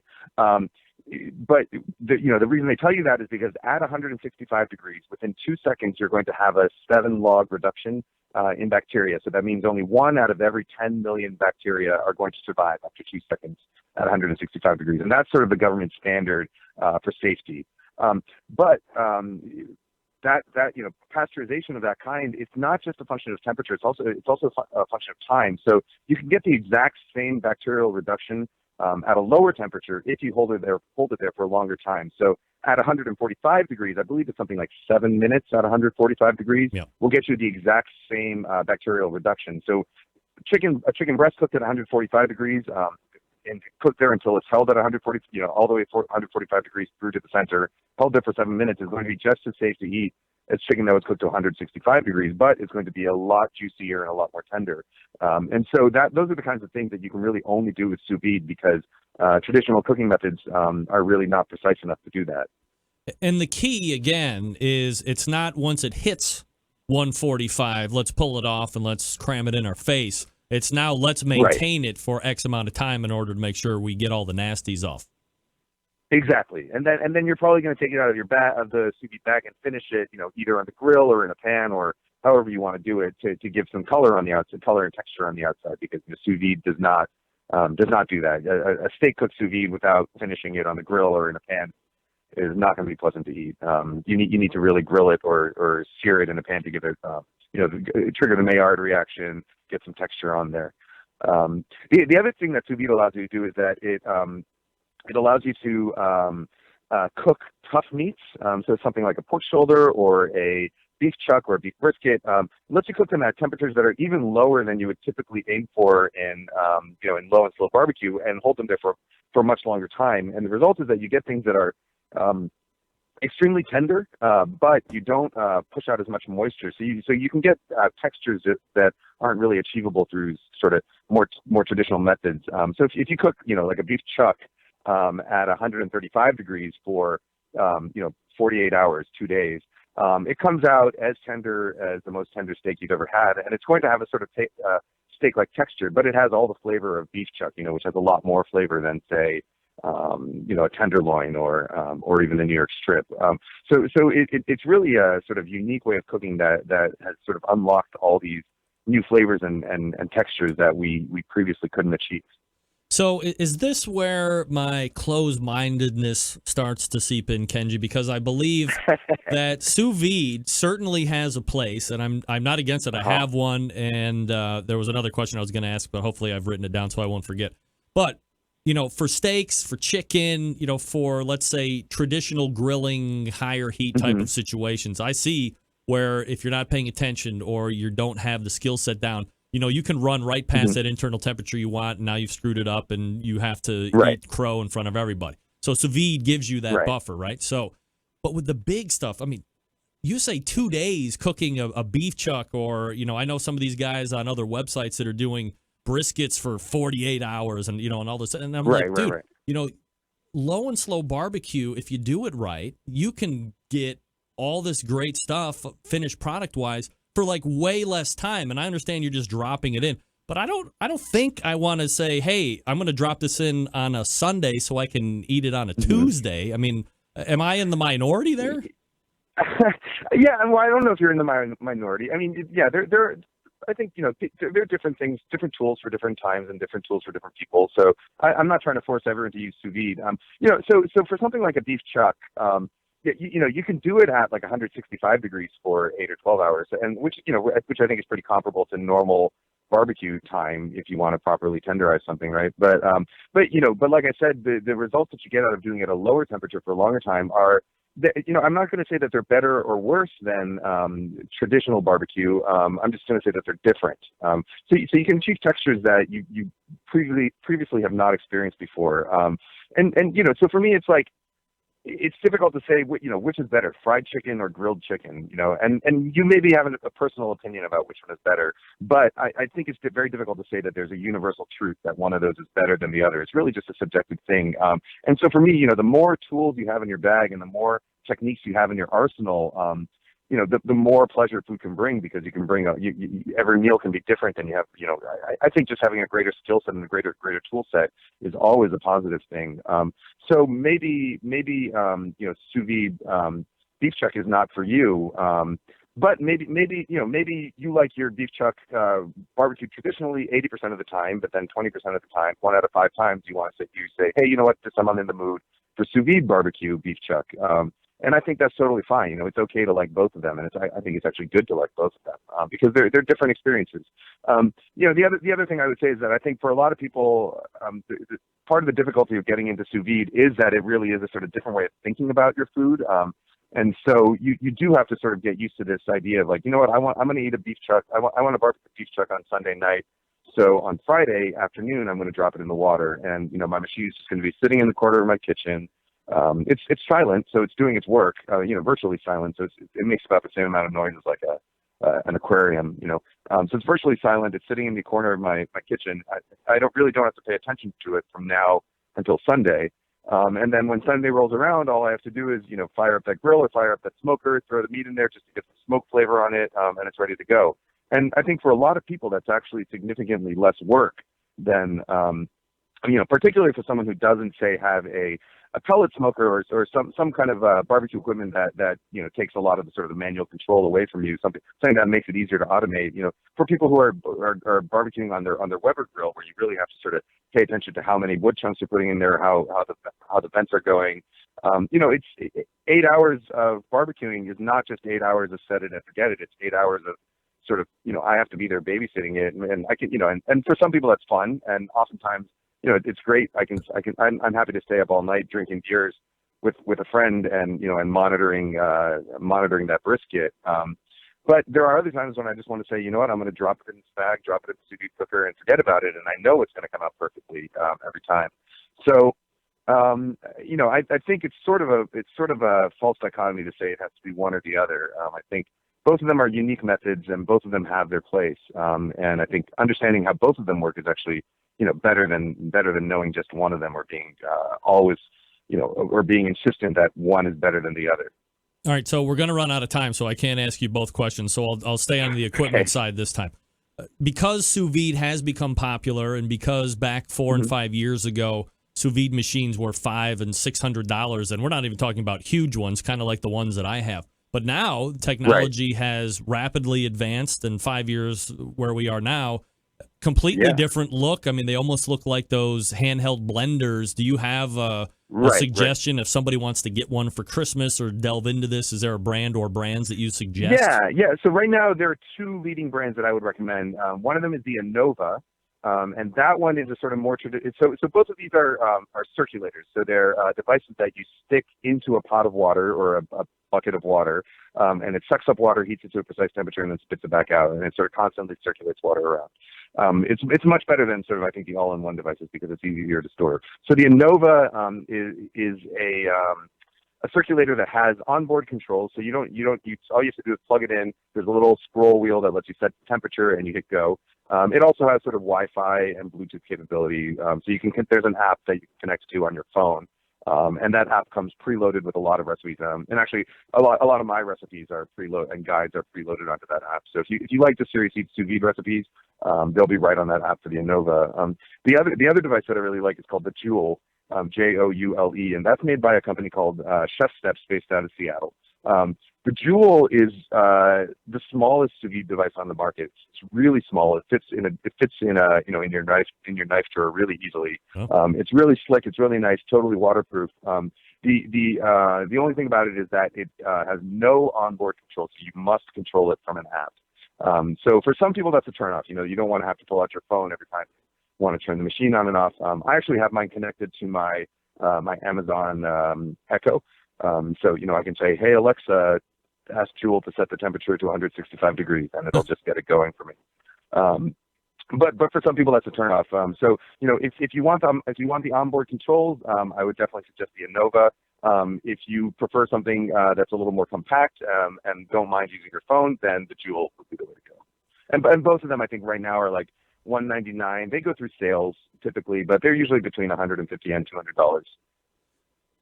Because the holidays are impending, do you have like one or two recipes that you are going to be using or that you share with people when they ask you?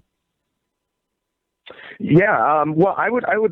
So, you know, prime rib is really great sous vide, and if you like turkey for the holidays, I have a porchetta style turkey. So you basically take the turkey breasts, flatten them out, season them in the style of an Italian porchetta. So with, you know, fennel, red pepper, garlic, and then you roll it up and wrap it in the skin and cook it sous vide, and it sort of cures a little bit, and it comes out, incredibly, the juiciest turkey you'll ever taste. Incredibly juicy, and really flavorful because of all that porchetta seasoning. So sous vide for the holidays, I would recommend either a prime rib or a turkey porchetta.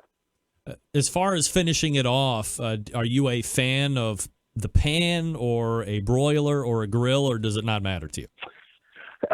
It depends what I'm in the mood for. But I would say a pan or the grill. Some people like using a torch. For me, a torch is a little clumsy. It's a little bit hard to get an even sear. I find a pan to be much more efficient. And the grill, if you have a really nice hot grill, I would either recommend, gas grills, sometimes it's difficult to get them hot enough, unless you have a really sort of high-end gas grill. But definitely a charcoal grill, if you're using natural hardwood, or even briquettes, you can get them hot enough, because you really want to get like a really, really hot sear. So a cast iron pan or a grill, I think, would be the way to go. Would you ever do the natural or the hardwood lump charcoal and just throw that bitch right there on the charcoal and do a caveman sear? Yeah, you absolutely can. Yeah, definitely. That is definitely a good way to go. Especially for something like a nice ribeye. For me, I think that that sort of charred flavor goes really well with beef. So yeah, for a steak, I would definitely recommend that. Any posts coming up from Serious Eats that we want to check out here in the next coming days or so? In terms of barbecue, or in terms of just in general? Just in general. Well, coming up, I'm doing I'm working actually on a video for one of my most popular recipes from about 5 years ago, which is a reverse sear prime rib. So that's a prime rib which you start in a low and slow oven and then finish with a really hot sear. I think it's, without a sous vide device, or maybe even with a sous vide device, I think it's the best way, hands down, to cook prime rib. Gets you really even temperature from edge to center. It comes out extremely tender. I think it's the best way to cook prime rib. So that video should be up on Thursday on the site, actually. All right, we'll check that out. This is Kenji Lopez-Alt from SeriousEats.com. Kenji, really appreciate the time tonight, man. Thanks so much for coming on. Yeah, it was great to talk to you. There he is. It's Kenji Lopez-Alt from Serious Eats, and of course, the Food Lab. So you want to check it out. The Food Lab, of course, also a book that Meathead said is like 1A and 1B on his shelf for people holding up both, right? So finally able to put together the Kenji Lopez discussion, and hopefully that was up to standard. We did it. Only took 2 months or whatever it was, but man, we pulled it off. And get a good background about Kenji and what he's up to, how the Serious Eats deal came to be. I always find the fascination for me in,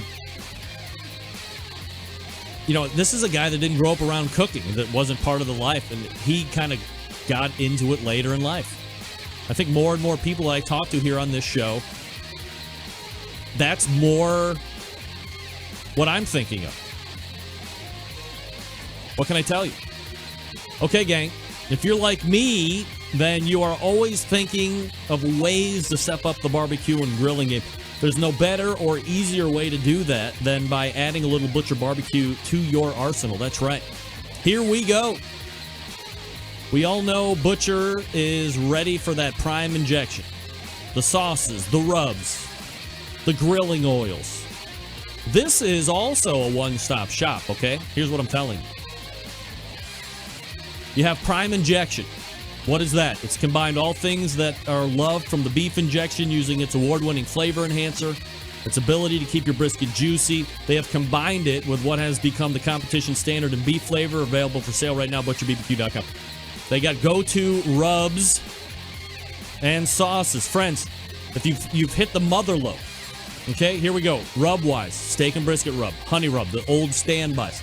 The new rubs, cherry, pecan, secret blend, private blend seasoning, and chipotle. Then you have the sauce, sweet barbecue sauce. Look, when it comes to sauce, I'm as picky as it gets, and Butcher's sweet sauce wins in every category for me. Not overly sweet, a nice slice of tang, just the right amount of back-end heat, and for crying out loud, no liquid smoke.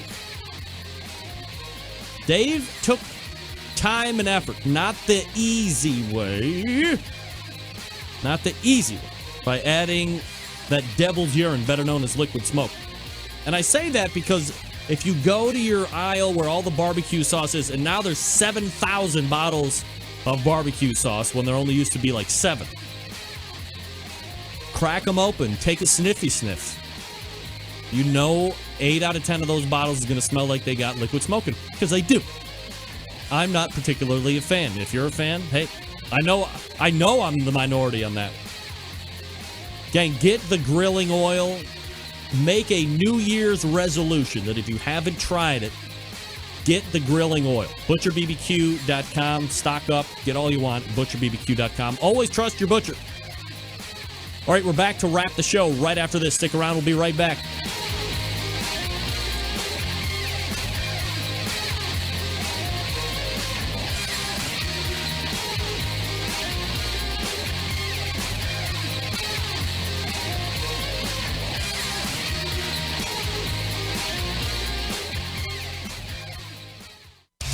Big name interviews, advice on cooking brisket and ribs, and the only host willing to share his honest opinion on all things important in the world of barbecue. It's the Barbecue Central Show.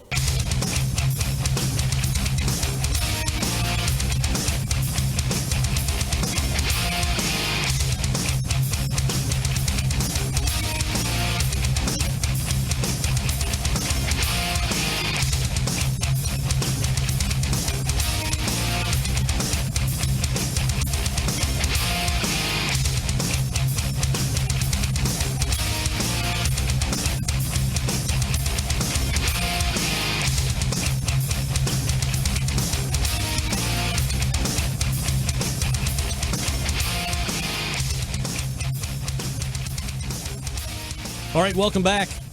Thanks again to Kenji Lopez-Alt from Serious Eats. Also, the Food Lab is part of that as well.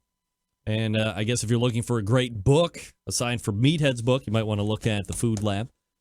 And Kenji wrote Meathead's foreword, I believe is what Meathead said as well. I believe I read that. Anyway, on my own. So there you go. 2 New York Times best-selling authors here on this show.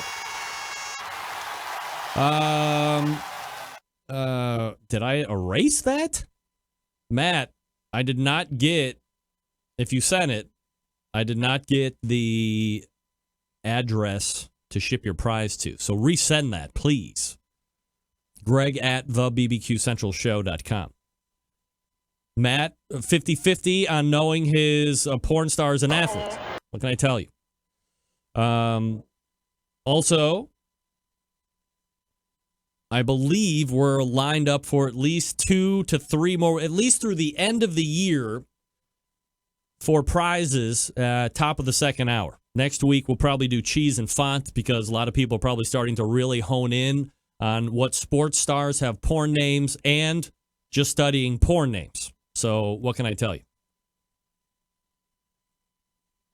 216-220-0966. Greg at thebbqcentralshow.com. Getting a lot of feedback on Kenji's appearance. People liked him. Some people didn't like him. You know what I say? If everybody likes you, you ain't doing it right. I get the same reviews each and every week, and I got the email to prove it. Yikes! All right, let's ramp up and get the hell out. All the way back in the first hour, we talked with Meathead Goldwyn. We ramped up on the beef roast talk, trying to get you your best info, because in a couple weeks, you know it's going to be on for Christmas Eve. Maybe you're doing a prime rib roast for Hanukkah, or whatever you're celebrating, whatever holiday you have. So, you want to be on top of that game. If you've missed the first hour, you can go back and get it about an hour from now on the audio. Video will be up tomorrow. Then in the second hour, we talked with Kenji Lopez-Alt from Serious Eats. That's SeriousEats.com. A lot about sous vide cooking. I'm still not against it all the way. Not totally on board all the way either. Next time we have them on, we will have the debate. If you start barbecue food in a sous vide bag and then finish it on the cooker, can you call it barbecue? Or do we need to make up a new classification? Do we need to snob out? Do we? Yes. We got a great show lined up for you next Tuesday already. Stephen Reichlin will be in. Grill Girl, Robin Lindars will be in, amongst others. Dan Uladal will be in from Chops. Looking forward to catching up with Dan. Plus others. Plus stuff to win. Plus then a week away from Christmas. Where did the time go? September 11th, 2001. I will never forget. And until we see you next Tuesday at 9 p.m. Eastern Standard Time, this is your program host and proud U.S. American, Greg Rempe. Good night now.